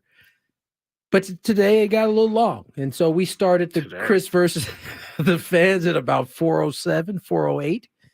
And Skraby was just rolling. Oh, he was rolling his eyes it. in the back of his head so hard I could feel it without even seeing What is the matter with you? Why can you not put up with a little change of pace? Pulling the curtain back a little bit. Pulling the curtain back a little bit. He's pulling it back. Oh, and listen to how calm and cool and collected he is. This is not real. Since the day we have started this show, our break times have been the same. 12, 28, and 56:15. When we start a game at 4:08, we're not going to finish it by 4:12, most likely. We got done at 4:13. But yes, today we did. Yeah. You know how many times we go to like now and break? But we didn't. Here's the thing. I've brought this up to you guys a few times, and you guys don't listen to me. But no, we don't. When you're why don't you just stop talking? Because we're not listening to you because anyway. now people are actually hearing me say this. When we come into a segment with the game, like the Daily Gambit or Chris versus the fans, I have no problem with taking that conversation and using it for the next segment because we already know what we're going to talk about. But then we run out of things to talk about in the beginning of the segment, and then we start the segment at 3:09, and then I'm like, we're not going to break till 3:20. 8 minutes past the break. Let me tell you on a scale of 0 to 100 how much the listeners care about what you just said. They don't, but negative. They should, because you guys are. They don't care. So why are you explaining this all? Just because keep it to yourself it's and been make the it your same own. for 5 years. Keep it to yourself and make it your own private hell. Do not make the listeners have to deal with your I'm glad agonies. I brought this out. I'm glad I brought this out. It's a waste of their time. Usually Chris is like, well, and in Saskatchewan today, the Saskatchewan whatevers won 13-2. And I'm like, what sport are we talking about? Curling. Yes, that happens often. Such an exaggerator. Number one, that happens often. Number two, that's my 900th voice that you've done wrong. I wasn't actually going for a voice there, but Skraby was quite perturbed with us last segment. I'm sorry, Skraby. It was a good conversation. We got a little long with it. And you know what I said? I said that was a good conversation. Yeah. We could have used it after. You still let us know that you're irritated, though. I just want to congratulate Larry Pollard. He is the neighbor of Michael Peterson, the man who was blamed for killing his wife, Kathleen. Yeah. But Larry Pollard was the one who said that it wasn't a human that killed Kathleen Peterson, but an owl. Mm-hmm. So here's the thing. And this what's funny? Michael Peterson sits in jail right now because he was blamed for the death of his wife and convicted. So nobody bought the owl theory except for maybe you. Well, there's a documentary on Netflix. It's called The Staircase. It's Yes. actually a really, really tragic story because Michael Peterson. Wasn't this like a big? It was big because case? he's a best-selling he's a best-selling author. And so this whole thing went down, and he hired very expensive lawyers. I'm sure he did. And they did a lot of stuff. And so good that they convinced you that an owl did it. If you watch the documentary, you can see why. Is they his, do is this. his money? It's not really is his money in the documentary. I guess it's not documentary. It's not a documentary. It's a show about the case. So they do go through that owl theory in the show. It's ridiculous. And so it is ridiculous, but things like that do happen. Now, like they do? They're Owls kill people all the time. This is just one of those instances. I think let me look up how many people die a year from owl. Oh, come on. You don't knock it off, Skraby. Come on, bro. How many people die per year from owl attacks?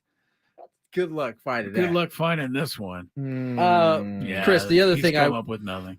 I was hoping to get your take on because I would hope they'd have flashed it, but one of the here we go.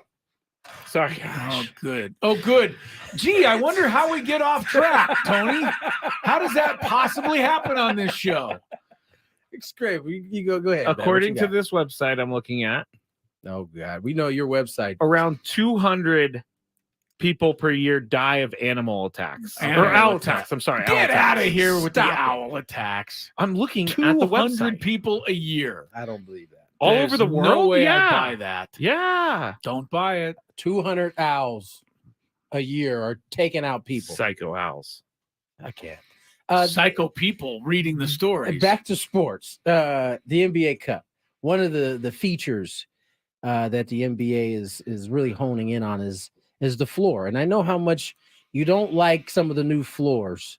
In the arena floors. Well, you're definitely not going to like. So they've done because every team now has like 6 different floors. Yeah. So add a 7 to go along with the jersey that they're wearing. Yeah.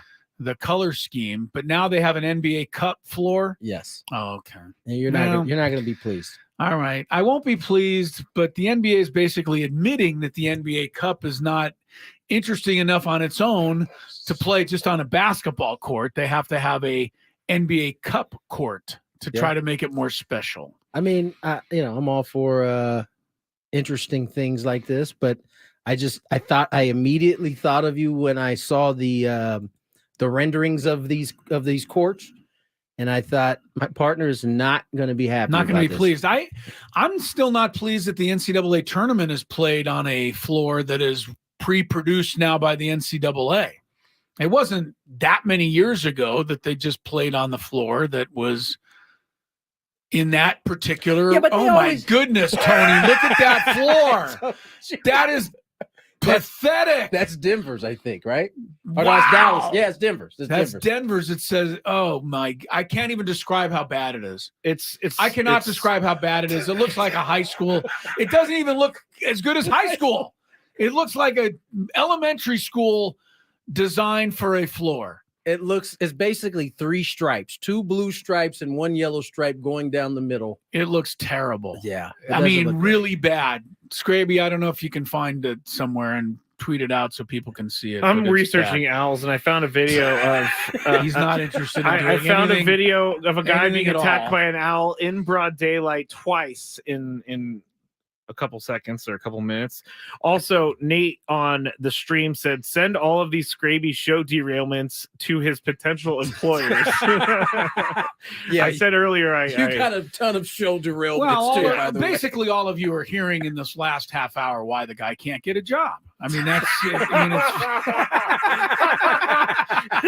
because I stand up for the owls are dangerous community. Yes, oh my gosh. because you're lunatic enough to stand up for the owls are dangerous community. Well, we're at 4:28, so you know what that means. We got to get to break.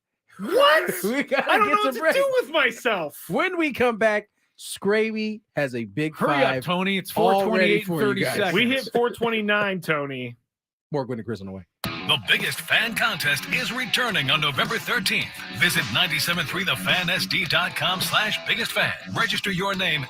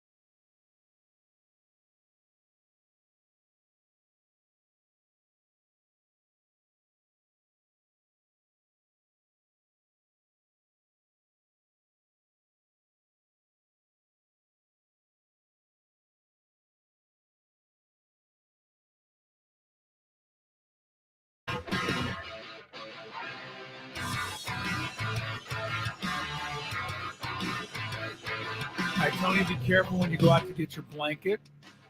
I've seen some owls in this neighborhood on my morning walks. Don't want to see anything happen to you. Don't want you to become the 201st person to die of an owl attack.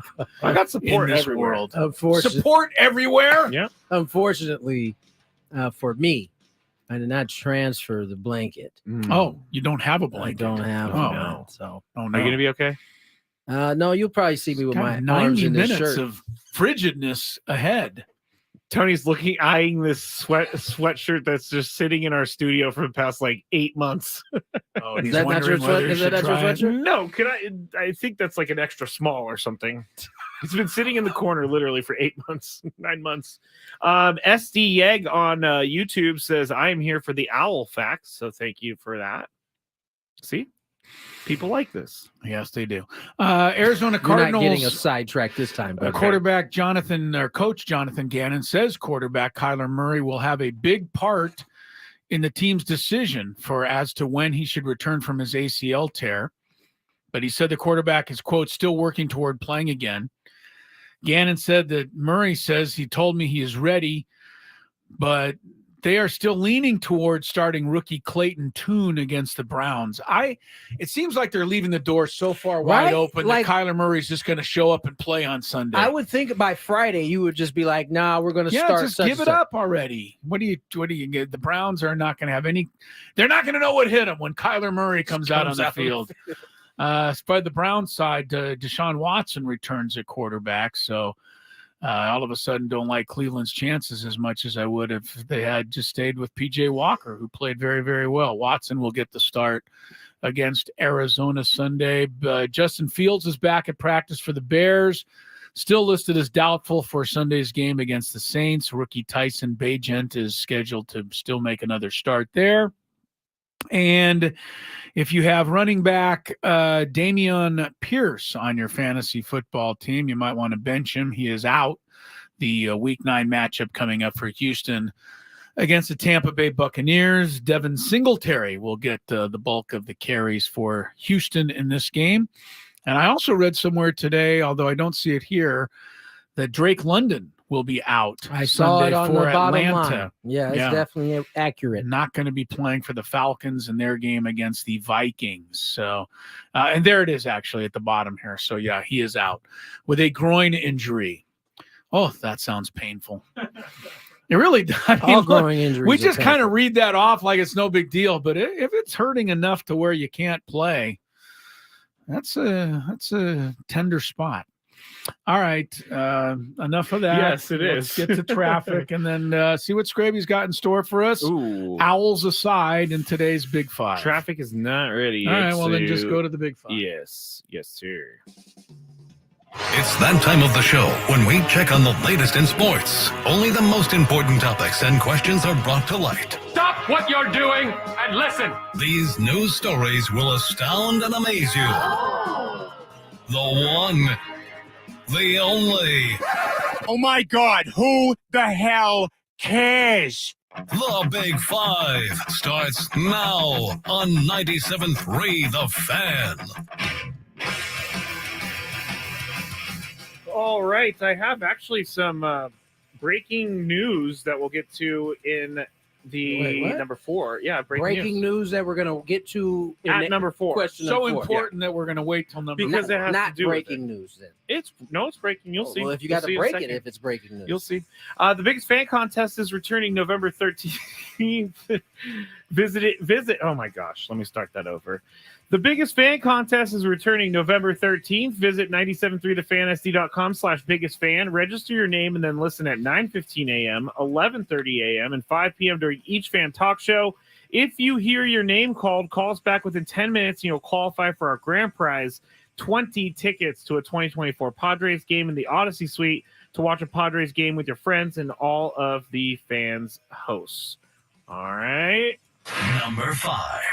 7-time All-Star Nelson Cruz, who has 464 career home runs, is retiring after 19 seasons in Major League Baseball, he said during an appearance on friend of the station, Adam Jones' podcast. Cruz told Jones that he would be competing this winter in the Dominican Professional Baseball League in what amounts to kind of a farewell tour. So Jones asked him, so this is the last we're seeing of Nelson Cruz? And he said, I think so. Yeah. Chris, is he a Hall of Famer? And if he is he a first ballot guy, a second ballot guy, third ballot guy? I don't think he's going to be a first ballot Hall of Famer, despite the fact that he's got 464 home runs. That's a lot. I mean, that used to be automatic. You just go to the Hall of Fame. But in this day and age, 464 home runs, I don't think is going to have quite as much impact among the voters.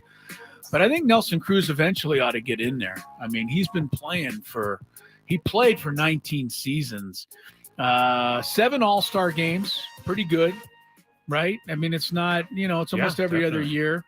Got an ALCS MVP award in 2011. Did he win the home run championship? Yeah, he did that a couple of times. I think he had a 50 piece. Let me see. Don't see a 50. I see a 40, 44, 43. He won 1 home run title and 1 RBI championship. I think it's going to be a while, but I think Nelson Cruz could eventually be a Hall of Famer. I don't think he just jumps in there on the first ballot, though. Tony, what do you think? Is he a Hall of Famer? And if so, which ballot will he go in on? I think he should be a Hall of Famer. However, I'm not sure he gets in. He does have the PED thing hanging over his head. Oh, does he have that? And to this point, that I didn't remember. To this point, and that's really credit to him because he owned it. There was no weird excuse behind it. He owned it and then continued on with his career. But to this point, I think outside of I don't think anybody. Oh no, I think Big Papi Ortiz. I think he had one in his name. He had a run-in. He had a run-in too. I don't know if he actually tested positive, but either way, the folks who vote on this have yet to let go of that issue. Yeah. And there are players, we don't need to name names. I think you know who they are at this point that are certainly deserving of being in there and have been held out. So I think Nelson should be first, second, third, fourth ballot. I'm not sure, but I'm not sure that he will be. Interesting. All right, we'll watch that. Number 4. Now here's where the breaking news comes in, guys. We talked about Jim Harbaugh yesterday, and I originally was going to come into this segment or this topic with Purdue coach Ryan Walters and what he said about Michigan. They're going to visit Michigan this Saturday, and he said that the Purdue has evidence the Wolverines scouted the Boilermakers games earlier this season. Here he is talking about that. And what's crazy is there aren't allegations, like it happened. You know what I mean? And there's video evidence. There's ticket purchases and sales that you can track back. And, we know for a fact that they were at a number of our games. And so, we've had to teach our guys a new language in terms of some signals.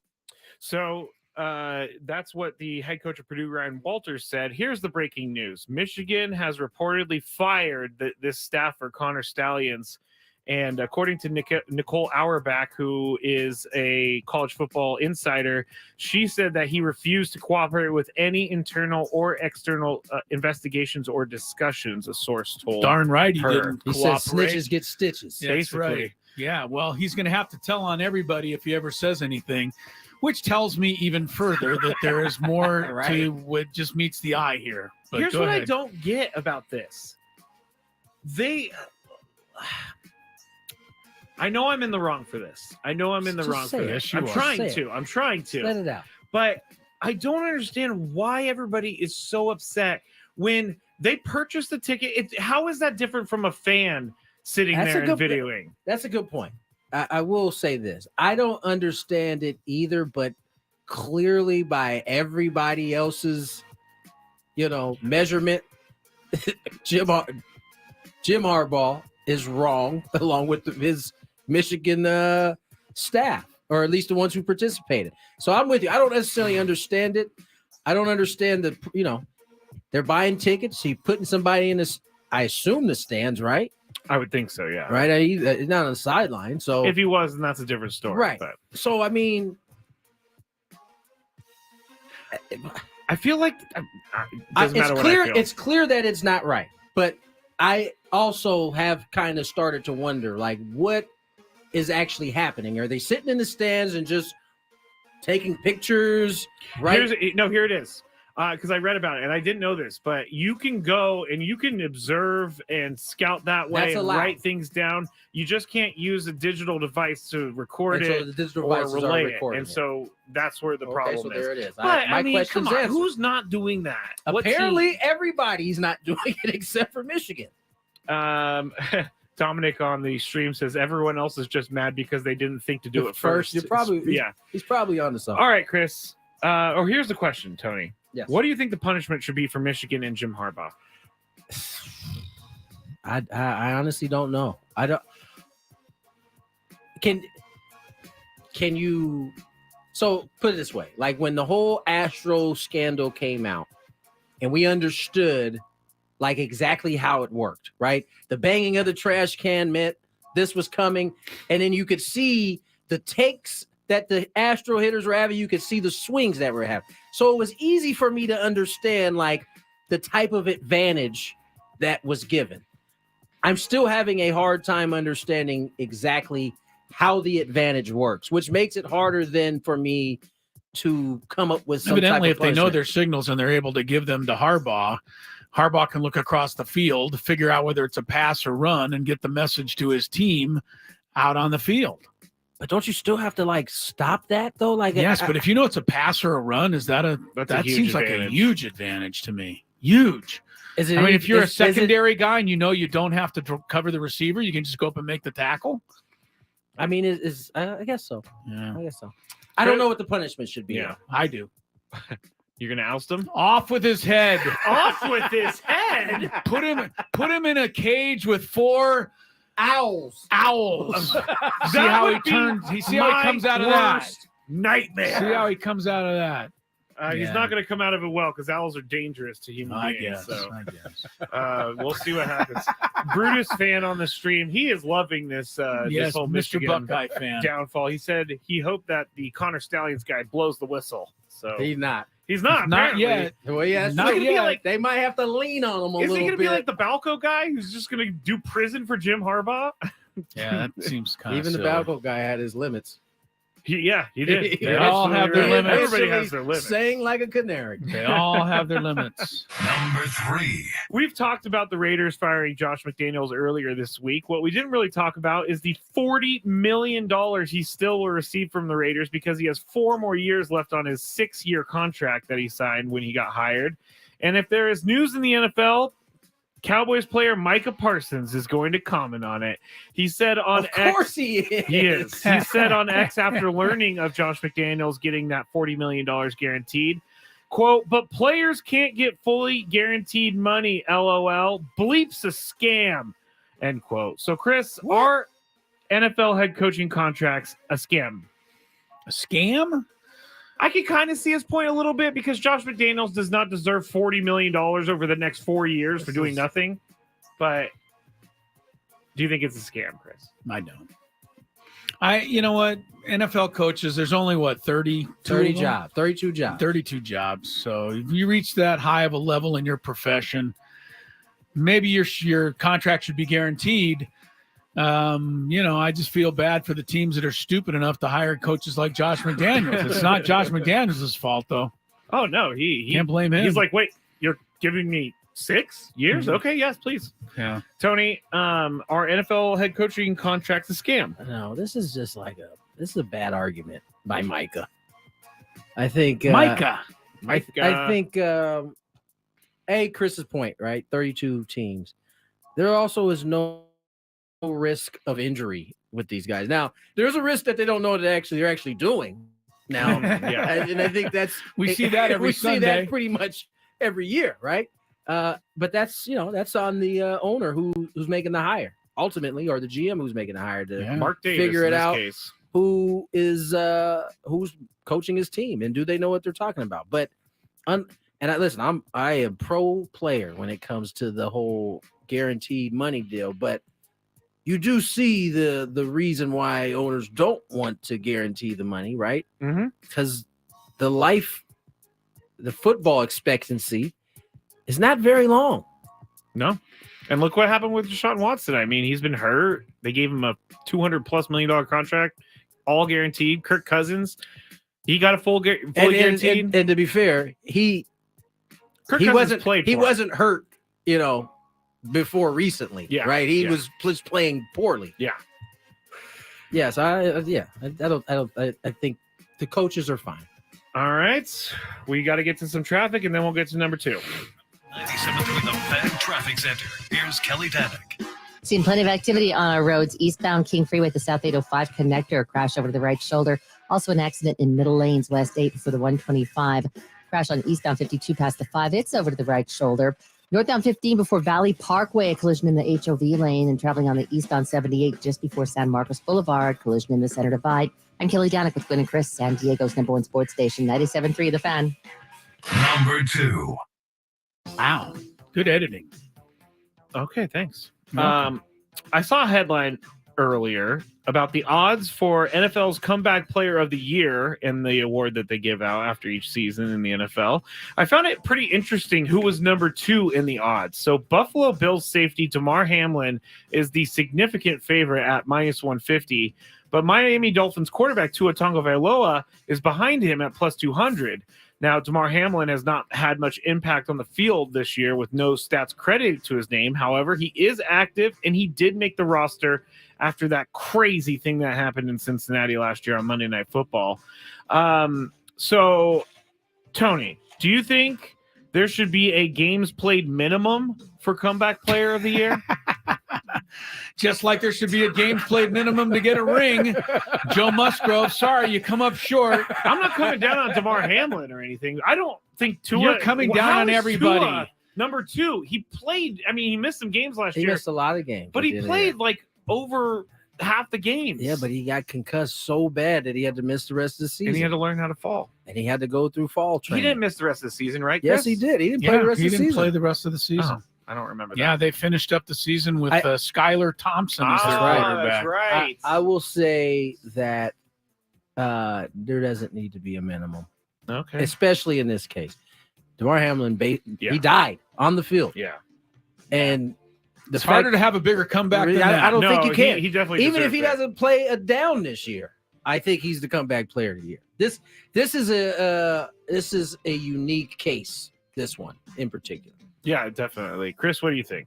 Same as Tony, and congratulations, by the way, to Liam Hendricks. Came back from cancer to win the American League Comeback Player of the Year award today. By the way, one of the nicest human beings I've ever met. Really? I first met him for the first time when we played the White Sox at the end of the season. Good to hear. And this man was just like, it stood out to me.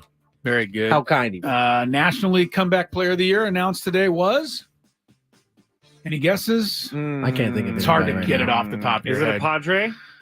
It is not. Okay. It is Cody Bellinger. That's a good one. That's a good had one. a big rebirth. He might be a year Padre. with the Cubs. Who knows? He could be a Padre. Number 1. All right. One of my favorite things in sports is when a random animal gets loose on the field, whether it be a squirrel or a rally goose. What if it's ever an owl? I mean, do they have to just exit? People have to exit the stadium as Everybody calmly and to the quietly as you exits. can? There's an owl on the loose.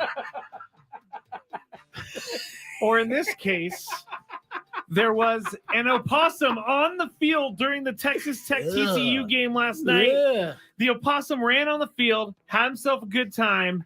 He was corralled by security and dragged out of the stadium. And let me tell you, he was not happy. He was not happy. Was he dragged out? He was literally. They had that. You know how they have that tool that has Chris, this the possum rope? was so out of shape that he was so mad, but couldn't do anything about it. Like he was just making the ugliest face as he was getting dragged away from the field. It's pretty hilarious. First of all, I need to know what that contraption is. It's like what dog catchers have, where it has like a string on the end that makes like a circle. Oh, and was that? It just looked like it was something that was snatched to his back, and he was just dragging it out. I don't know. I thought it was one of those things where they pull tight. Yeah, the little noose-looking thing. Yes, exactly. Yeah, But that opossum was hilarious. We all know that Tony hates the possums. and he wouldn't go to the A's facility, Oakland Coliseum, unless they removed it, and they did remove the possum for you. That didn't mean I wasn't on high alert the whole time I was You in were there. looking over I your was head? looking back the whole All right, day. here's a question. Chris, what is your least favorite rodent? Oh, I'm going to go with bat. Ooh. Just the fact that they're hanging upside down and they can fly around and cover a lot of ground. They can attack me from the air or the ground. I'm going to go with a bat. That's pretty good. That's pretty good. Tony, outside of the possum. No, it's a possum. Because possums hang upside down too. Oh, they do? On trees, Oh, yes, they from their do. tail. They can't fly. No. But they are just a disgusting looking animal. They're misunderstood. I No, think. they're not. I think They're understood perfectly fine. Wait, now is a possum and an opossum a different? I don't know. I don't know. But the article I read was opossum. This was an opossum. Yeah. That I don't think crashed the game. I think a possum. The possum without the O. I'm not sure, so don't quote me on this. But I think that's the wrong way to do it. You have to put an O in front of the possum. No, it's they're both. There's something here that says possum versus opossum difference. Okay, we'll talk about it when we get back on 97.3 The Fan. The Chargers take flight on Monday Night Football when Justin Herbert leads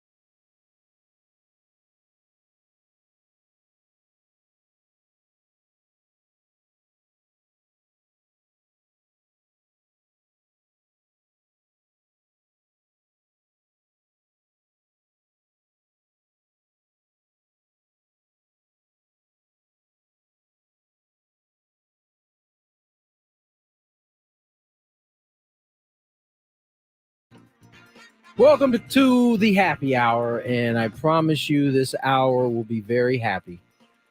We've been on a bender animal today. kick today. Yeah. Owls and possums, and apparently opossums. Yeah. We're about to find out about that. I didn't even know that was a thing. Yeah.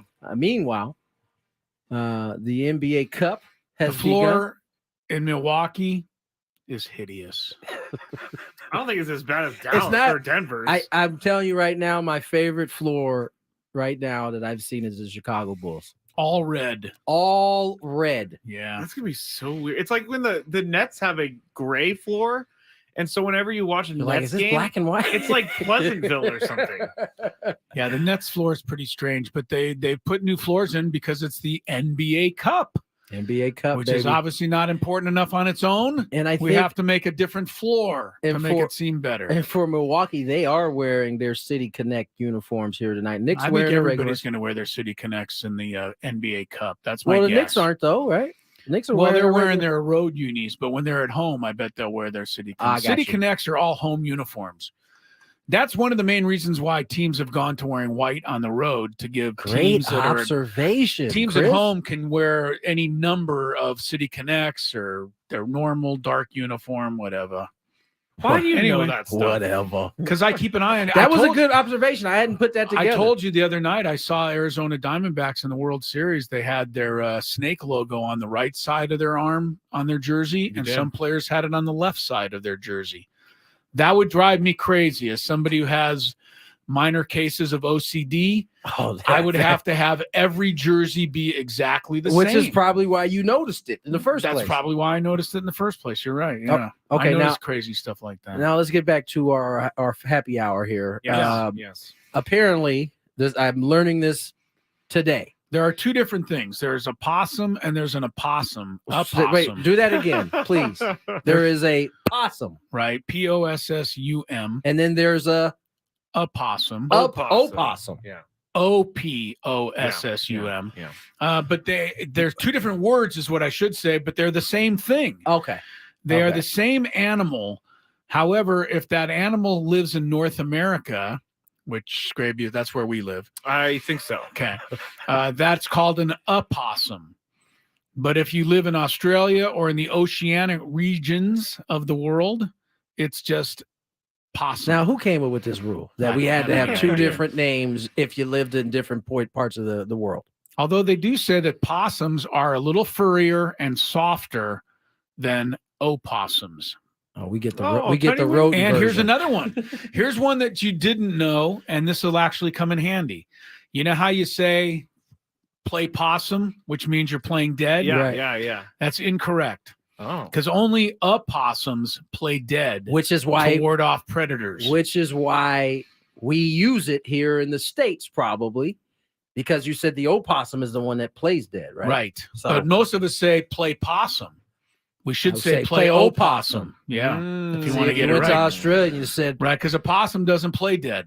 Only an opossum plays dead. If you went to Australia and said play possum, they would look at you like you're crazy. This is far too confusing. What does that mean? Far too confusing. I Next up, the history of hippopotamuses. Oh, nice. Yeah. I I'm have going some with that. owl facts over here. Oh, if you guys On average, female owls are larger than male owls. All right. Have some ones that are interesting. That was interesting. That was not We knew interesting. that. Cares about Owls that? are able to turn their heads without injury or cutting off blood to their brain because they have a blood pooling system that powers their brain and eyes during a dramatic neck twist.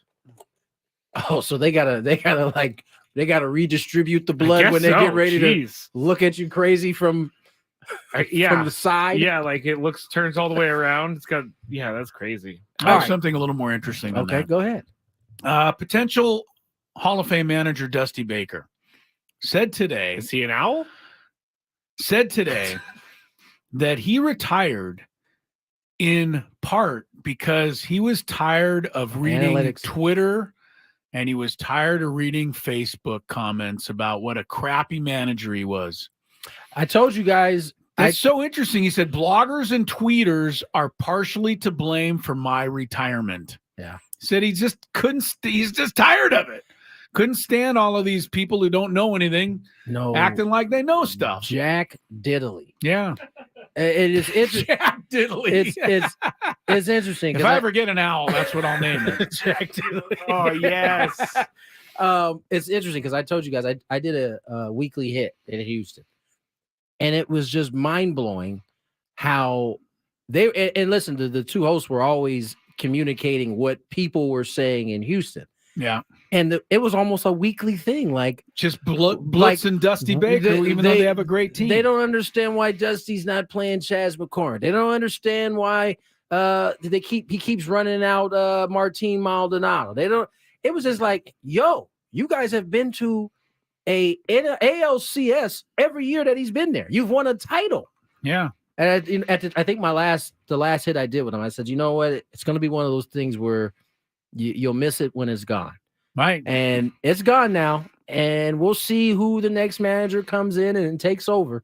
But that's where we are in today's Well, let's sports. go back to Dabo Swinney. I mean, I think he had the comment of the week. I mean, when he was talking about the Clemson thing, and he said that the appreciation is not enough. Do you want the clip? I have it. Expectation, there's too much. Yeah, I want to hear it again because I'm not doing it justice. But Dabo Swinney, who's won all these national championships at Clemson and has had one of the best programs, has been under unbelievable fire this year because his team is 4-4.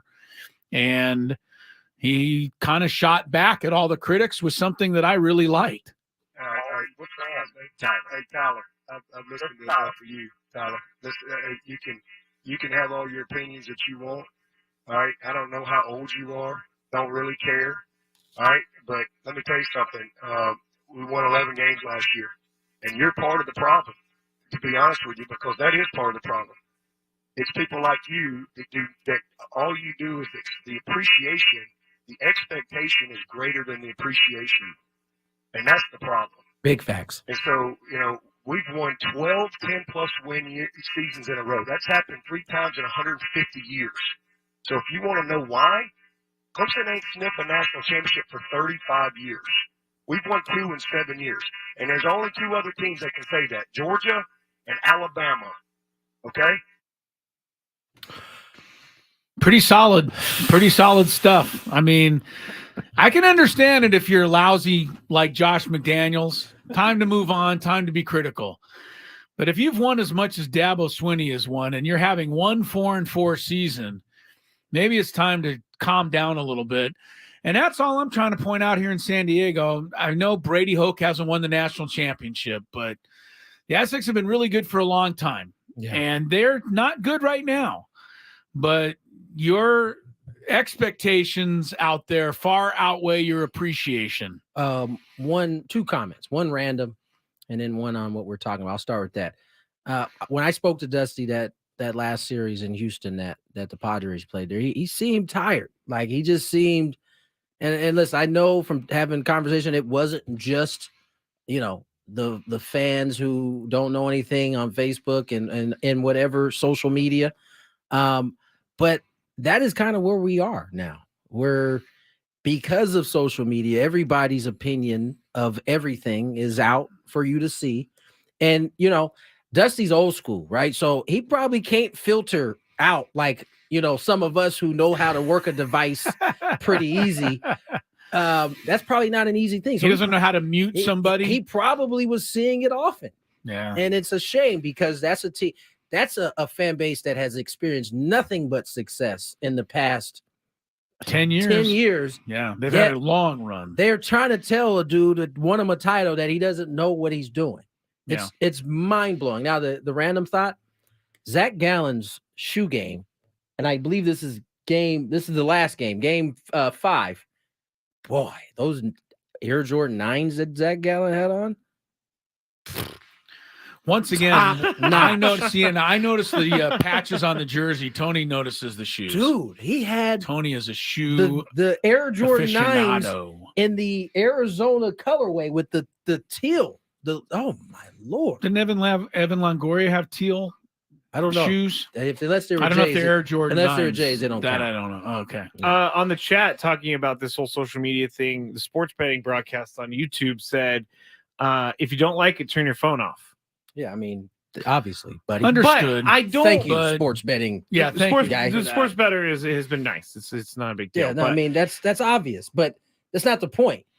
The point It still is, comes back to you. Even if your phone is off, somebody else is going to see it. Your kids see it. I mean, I'm just saying that's the kind of thing that can upset your grandkids. See it. They got to hear about it in school. but more importantly, it's from somebody that Those doesn't things- know what the hell they're talking about in the first place. Right. Doesn't know what they're talking It's not that they're getting an opinion. It's just that you literally don't know what you're talking about. I knew someone that went to USD at the same time as Norv Turner's daughter, and he was a coach here in San Diego, and if they would lose in some crazy way, which happened often, she would be like berated in the class the next day. It's like, what? I don't understand that. I don't understand how you can't take or know the difference between the game and then real life. If you're at the game and you're heckling, it's whatever, but in a classroom, totally different. Get a life.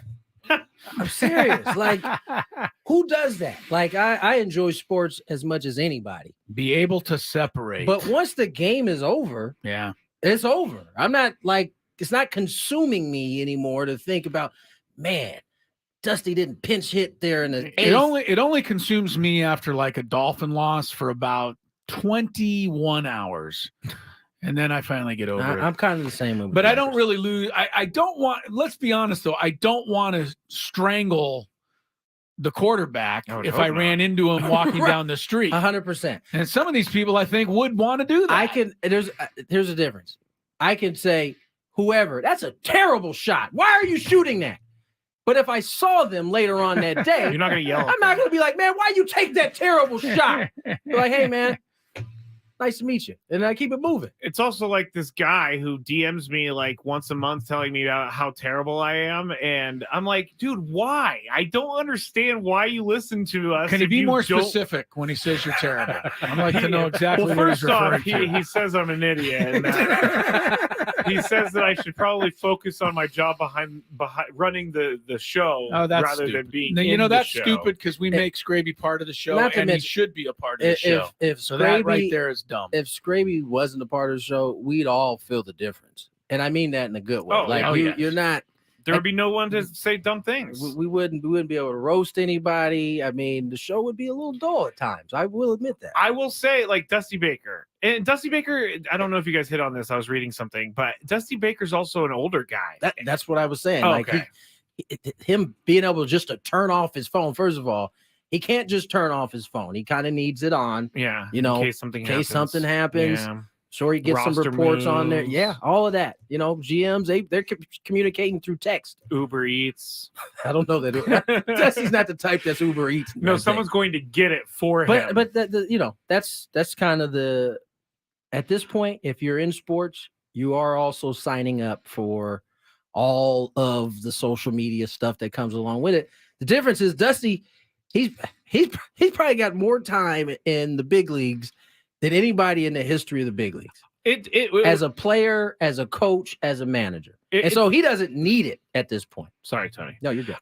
It took me a little bit, and you guys can back me up on this. It took me a little bit to not take tweets and Instagram messages and Facebook messages as serious as I used to, because, you know, I'm a human being too. Sometimes these comments hurt when you tell me that I stink at my job. But like you said it, Tony, if you're gonna work in sports, be in sports, be on the radio, you got to deal with it. You definitely got to have thick skin. Yeah, you definitely have to have thick skin, and I don't. I think that is a maturation process that I think takes a little long even for the athletes. Yeah, I'll take the trade because I'm not going to sell dishwashers for a living. And if I do, nobody's going to be critical of me on Twitter if I'm any good or not. So I would find whatever place you're at. It definitely comes with the territory. But yeah, it does. In Dusty's case, he doesn't have to. But Skraby's right. Sometimes if you read something, then you feel really lousy.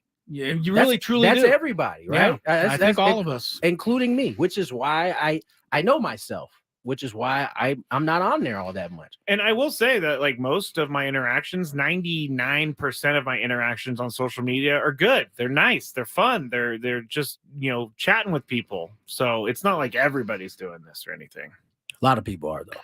A lot of people are. And a lot of people are. The burner accounts I do find to be a problem for this reason is like I want to talk to you human to human. I don't want to talk to you when you're like the sports goose or something like that. Like I don't know who's behind the sports goose. I just made that up right now. I don't know who's behind the sports goose. So it also is like one of those things where these people are hiding behind their handles, and I just don't understand what the point of criticizing people from a couch is. I don't. Publicly makes people feel better. Normally, I think it does. That's the way you. I think the only way to really break it down. I think that's truly the answer. Yeah, I'm better because that guy's worse than I think I would be. Boom, bing, boom, bing. Let's go to break. No one tweet Tony about that right there. What, boom, bing? Yeah, boom, bing. Where was I seeing that at? That was part of some type of thing that was going on Twitter. Boom, bing. Anyway, more Gwynn and Chris. Don't recall. From the 97.3 The Fan Traffic Center, here's Kelly Danick. Got a few problems in the North County.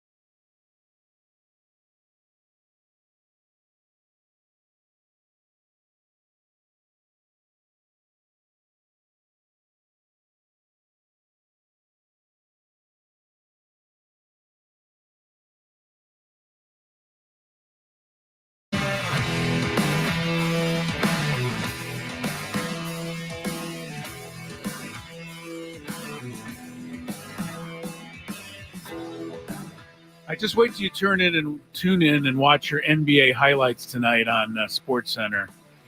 You're going to get it's going to be quite eye-opening when you see the basketball floors that are being used around the NBA tonight.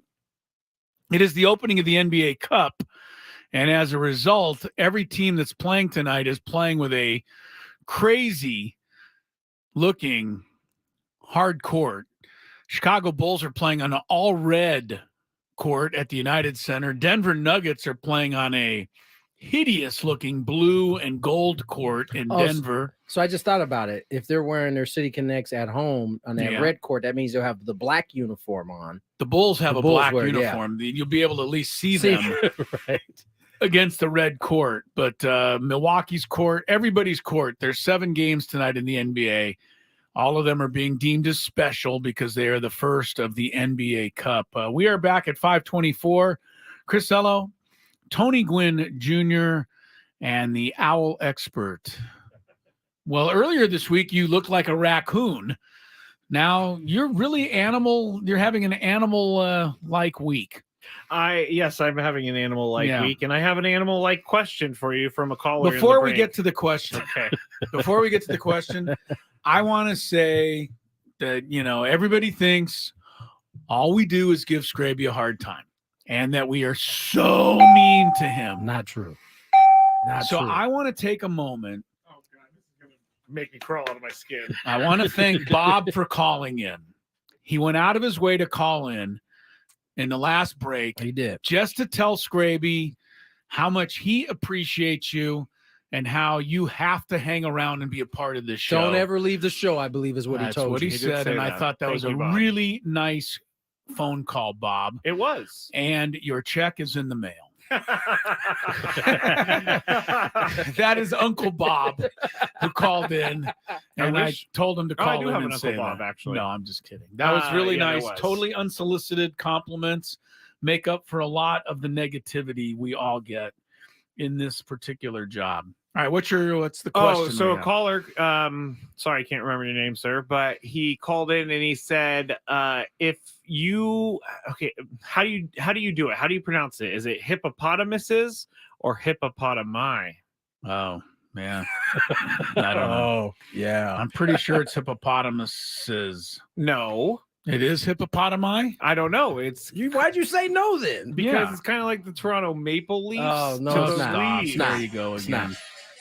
What's happening over there? Sorry, my godson Connor sent me a video, and I didn't know it was going to make noise. I thought it was me. Do we want to talk about the other call we got in the break? What was the other call? Carlsbad High School. Oh. Probably need to confirm that. Yeah, we need a little more information. All right. Shouldn't have brought it up. We appreciate it, though. It was nice. The plural. If it's true, good. Yeah. Good for San Diego. And know that we said something first. The plural of hippopotamus is hippopotamuses. While hippopotami is also used, it is not grammatically correct. So it is hippopotamuses. Yes. So I was correctuses. It's hippopotamuses. Very good. World Series was the least watched in the history of baseball.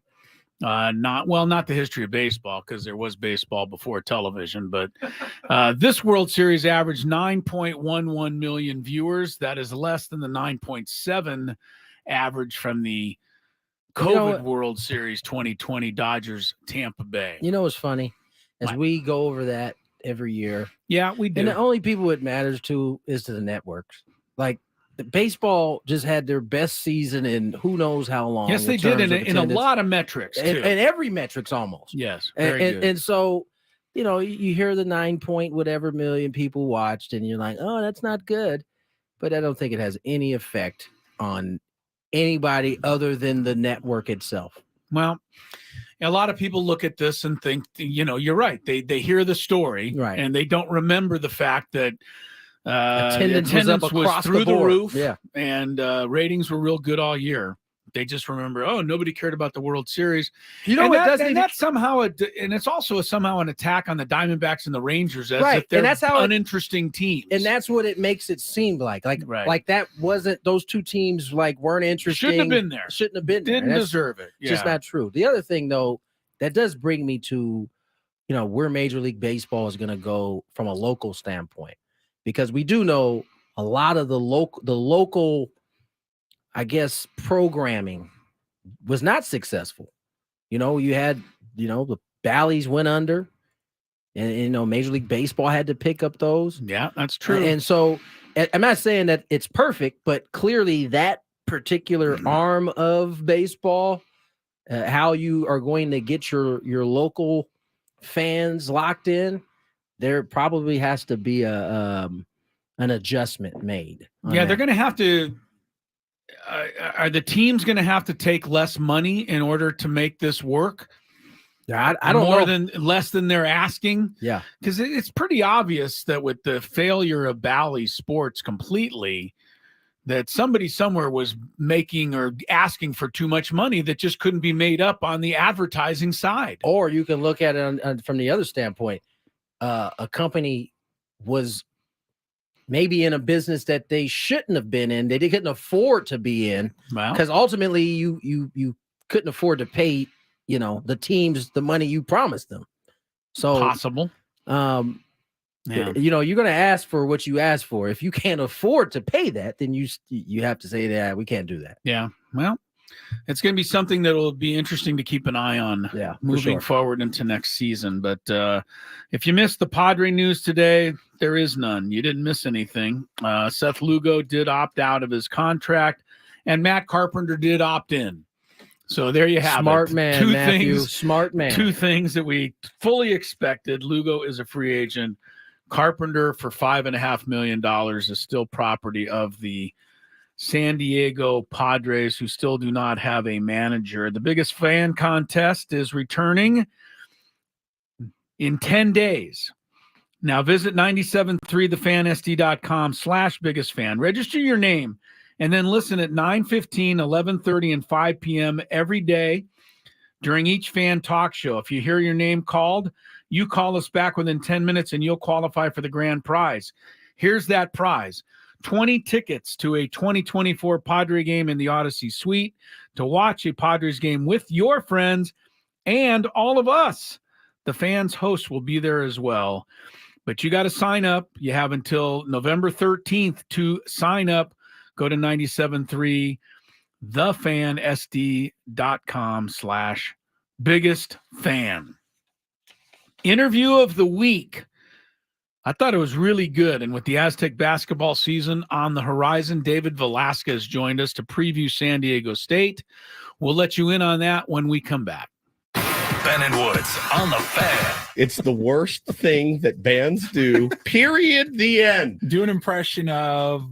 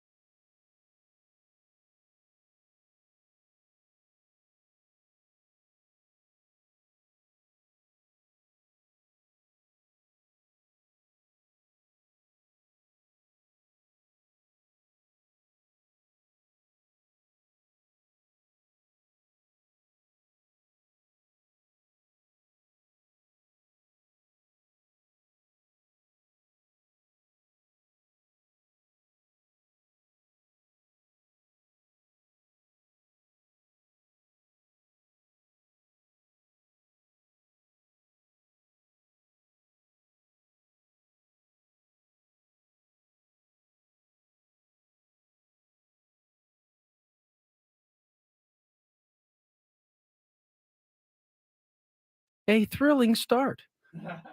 I'm excited.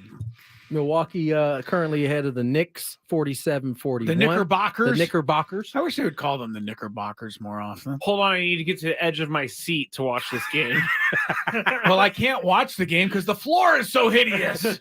Floor is hideous. It's hard to watch. Nonetheless, we have David Velasquez, who joined us earlier this week. You get a chance to hear that interview here in a few minutes. As we get ready to wind down, Gwynn and Chris for the Western Week, what do you guys have going on for this weekend? Well, we have one big event. Yes, both of us. We're going to all three be in the same place. Aside from that event. Oh, aside from that? Yes.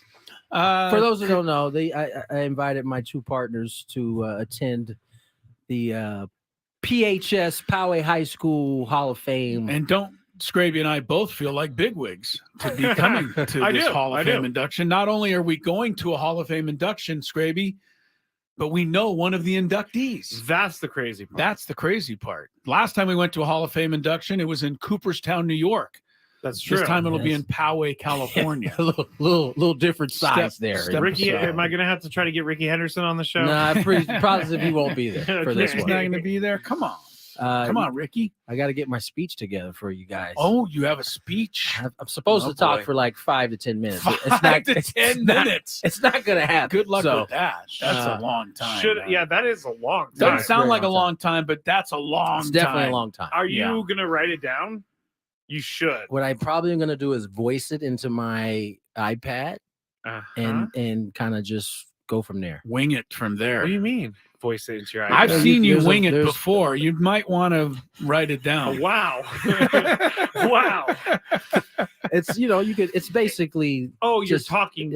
Oh, I into see. it. I thought you were just recording it. I'm like, no, it'll write Tony's scrubbing for his spot. It'll write it down as I voice. I gotcha. It's not going to be easy. Actually, you know what? On Twitter, I'm going to share a photo of Tony. Oh my Lord! See, from high the school. problem with letting these guys in like the way I have is now they start making connections. Somebody don't be saying they. That's Skraby. What did I do? Skraby somehow came up on a high school pic of mine. I don't know how he got it, but you know how you got that picture? I'm sure you do. Yeah, it's kind of you can just go to at Matt Skraby, MATTSKRAB as in boy Y, and I will put that up now. You can see my TWA up close and personal, teeny weeny afro that I have that I was trying to grow, just never quite got there. All right, let's get to our interview of the week. Dave Velasquez, Aztecs assistant basketball coach. First, here's some traffic. From the 97.3 The Fan Traffic Center, here's Kelly Danick. A little busy in the North County this afternoon, eastbound side of the 78 near Jefferson. We have reports of a trash can rolling around in lanes. Up ahead, we have the solo spin out on the Civic Center on-ramp to eastbound 78. Also traveling on northbound 15 past the 78. There's a collision in the second lane from the left. I'm Kelly Danick with Gwynn and Chris, San Diego's #1 sports station, 97.3 The Fan. Let's welcome in assistant coach Dave Velasquez to the show. Dave, how are you? How's your golf game, man? Man, I wish I could play a lot more. How would you describe this year's team going in? We knew last year coming in, it was a veteran team. It felt pretty deep. Where is this squad heading out after, you lose a lot of those seniors from last year? It's hard to put a one word on it because, it still has some veterans on it, but it also has some young guys that, again, not necessarily young, but guys that haven't really been put into the fire, have not had to go through the ups and downs, and they've seen the process. Guys I'm talking about, Miles Bird, Elijah Saunders, they've seen the process, but they haven't been a part of the process of kind of the peaks and the valleys. Yeah. I heard what you guys are talking about some of the early games or, towards the end, obviously, but it's a whole journey. Every team is different. This team is going to be a team that whatever we might think they are today is not who they're going to be in a month. 2 months from now, they're going to change. It just is. You never really know. Obviously, with the 4 veterans back, they're expected to step up in a bigger way. Even as good as they might have played, a guy like Lamont Butler, he still has room to grow in his game on both ends of the floor. And now he has that chance, his opportunity to step up and do that. A guy like Jaden Ledee, who's been to 3 different colleges, and he was good for us last year. Now we're expecting him to be great for us this year. So again, it's a process. It's a process for Micah Parrish to not be the guy that's coming in for Matt Bradley. He's going to be the guy that we're going to rely on from the jump ball. That stuff's hard. And, it's like I said, it's a journey, it's a process. And I've been really excited about how they've handled that late success since that run, and how they handled the summer, how they've handled the fall, and excited to see them get going on Monday for real.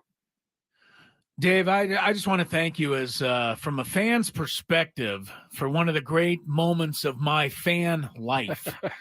I mean, honestly, it's not up there with, the wedding and the birth of a child, but it's up there in terms of rooting for sports teams. One of the great 2-3 weeks I've ever had. So thanks to you guys for providing all that for all of us. And you just touched on a little bit. Do you leave it all behind now once you tip off Monday night, or is there still some of that you'd like to bring along into this season? Well, unfortunately, you got to look forward, but the problem is that the teams that we're playing, they're bringing it all with them. Right. We always have a bullseye, but they know, the name on the jersey even got bigger, and it's always been a bullseye for a lot of teams. But, I remember when I first got to San Diego State, and you even got to play like it's just any Pac-12 school, but it's certainly like we used to get so fired up for those games. I mean, it used to be like Coach Fisher had to calm everybody down and shoot around. Like, guys, we're not going to win the game at 2 p.m. The game's not till 7. Everybody calm down. I kind of feel like we'll have a bigger bullseye, but I do think actually we did learn a lot through last year. I do think it's going to help us kind of look back, maybe even show some examples of how to do things. Or reminders for some of the guys if things don't go so well, immediately, or maybe we hit a bump in the road, and to talk about some of the bumps we hit last year, and that, again, it's all great learning experiences, and let's grow from that whatever moment that might be. And so I do think it's a little bit of, you're never going to ever leave it behind, right? I mean, Monday night when that banner falls, talking to a guy here, this is my 22nd season out at San Diego State, when that banner falls in Viejas in an area that's never been put before, it's going to be different. It's going to be emotional, and we know that. And it's something we earned, and it's an emotional moment that I'm sure I'll never forget. But it's exciting times right now. Dave Velasquez joins us here, Aztecs assistant coach, and Dave, you kind of hit on it a little bit, right? You try to leave this stuff behind and move forward, but is it a plus to have the type of experience you had last year? You at least the 4 guys that are coming back. And that experience that at that level, is it a positive, is it a bonus to have those guys now on the floor, kind of bringing in this next group of guys who you just mentioned? They haven't necessarily experienced those pitfalls, ups, downs, whatever they may be throughout the course of the season. Is it helpful to have 4 guys like you do, bringing those guys along? Oh, absolutely. I think it's incredibly helpful to have those guys. And, in sports, a lot of all the fancy is what happens in between those lines. There's so many moments outside of those lines, from the film room to the workouts to practices every day. And I think just those experiences that we kind of learned about how important it was to get ready for an Alabama, or talk about a quick turnaround, or where we had to get ready for Creighton. And, those times are really good, especially when you play these non-conference tournaments. We're going to open up with St. Mary's, and then have the winner loser of Washington Xavier. And we're going to have one day to prepare, just like the NCAA tournament. Yeah. And for those guys to be in those ballrooms, those random ballrooms in Las Vegas, wherever we're staying, and get ready for that game, and be able to get the other guys to lock in and have them understand the importance of everything that we're doing. I think it's incredibly important. Dave Velasquez is with us. The Aztecs basketball team opens up on Monday night against Cal State Fullerton. And Dave, defensively, the Aztecs, that has been the calling card of this program. Started under Coach Fisher. It has certainly continued under Coach Dutcher, and with a lot of help coming from you particularly. But now you have to do it without Nathan Mensah. And I know that as a coach, you can tell us just how unbelievably important it was to have this guy as a last line of defense, just in case anybody did get beat on the perimeter. So how do you make up? Well, I guess you can't make up for the loss, but what do you do to try your best to replace that?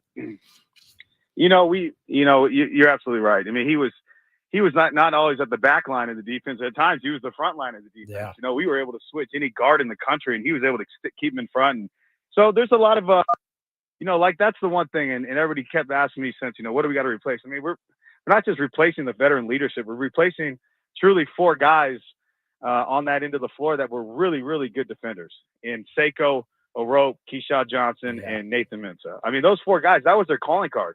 I mean, none of them averaged over double figures. You know, what their calling card was on the defensive end of the floor. They were versatile. They were incredibly smart defenders. They had great instincts. And so I think that's the one thing we are going to miss right away. And I do think we have guys that will eventually get there.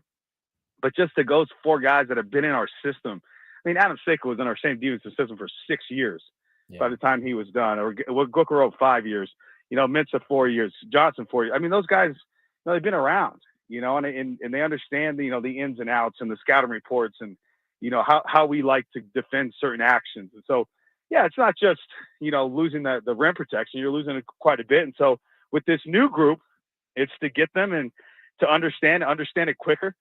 Demand more out of them, maybe this time of year through this October, you know, practice that we just went through, and expect them to be ready to go on Monday night. I mean, there's no excuses.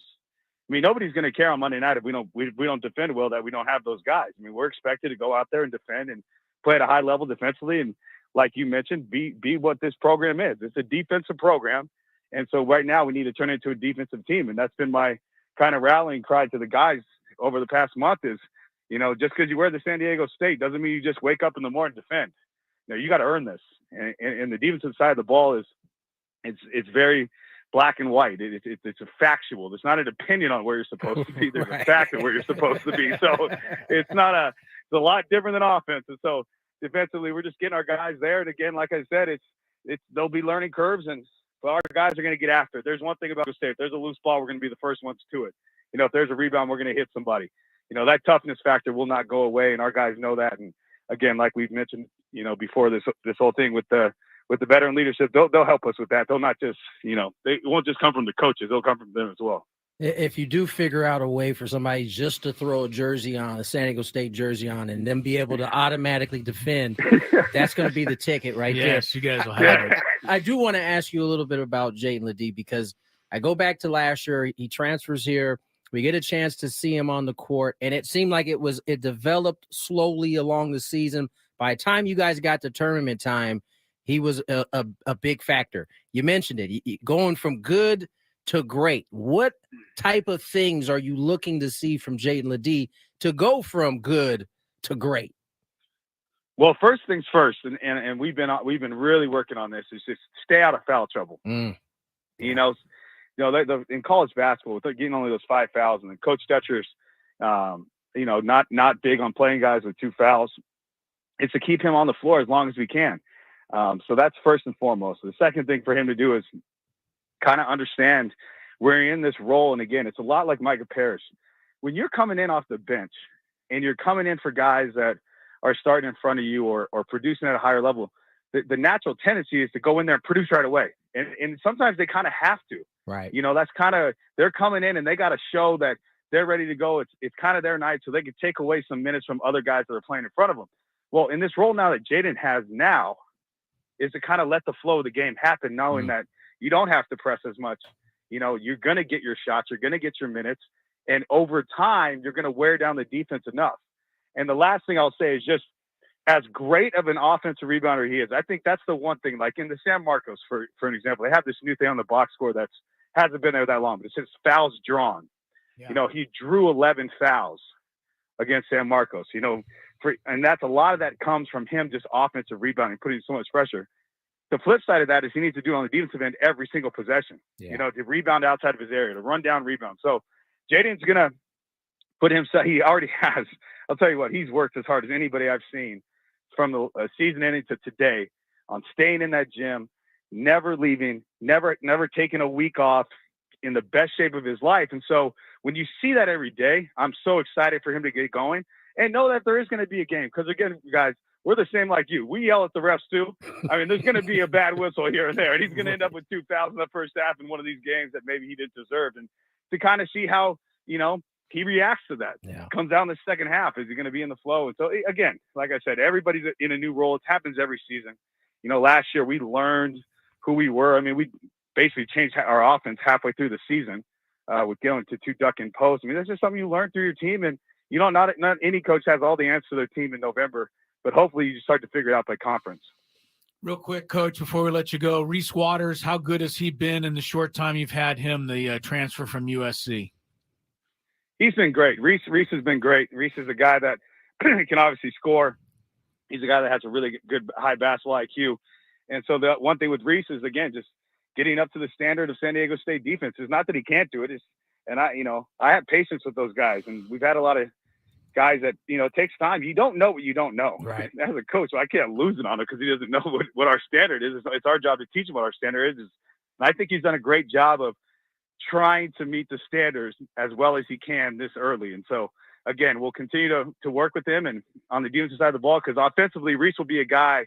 He'll have some really, really big nights, and he'll have some nights that are okay nights, but he's always going to try to make the right play and just kind of let the game come to him. And so that Reese is going to be we're somebody, again, that we're relying on to be a really good player for us this year.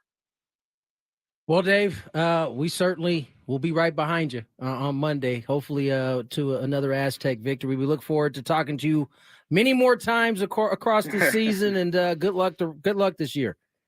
Well, thank you guys. And again, I remember when you were 2 of the guys that I first met when I first got here almost 2 decades ago. So I appreciate all the support through the years. It was a fun run. Let's do it all over again. And thank you again for having me. No doubt about it. Thank you, Coach. Thanks, Coach. Dave Velasquez, Aztecs assistant men's basketball coach. There he was. That man has me ready to go hoop right now. There's only one way to finish this show and this week. Go ahead, give it to us.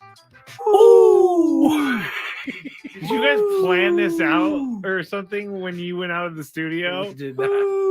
Oh, wait, there's Skraby. Can you explain to everybody what that was? All organic. That was the owl attacking you at the end of the show. I'm gonna watch the treetops when I walk out of here. You better. There's gonna be an owl. You're the only one who believes that nonsense. I'm gonna put bacon on Chris's head. Oh my God! Indiana's floor is even more hideous than Milwaukee's Indiana's floor has nothing to do with the Pacers' colors at all. Man, these floors are crazy tonight. Wait till you see your NBA highlights, people. We'll catch you Monday. Monday Night Football will be a short show, but enjoy your weekend. Be safe. We'll do it again Monday. Stay away from owls. Bye.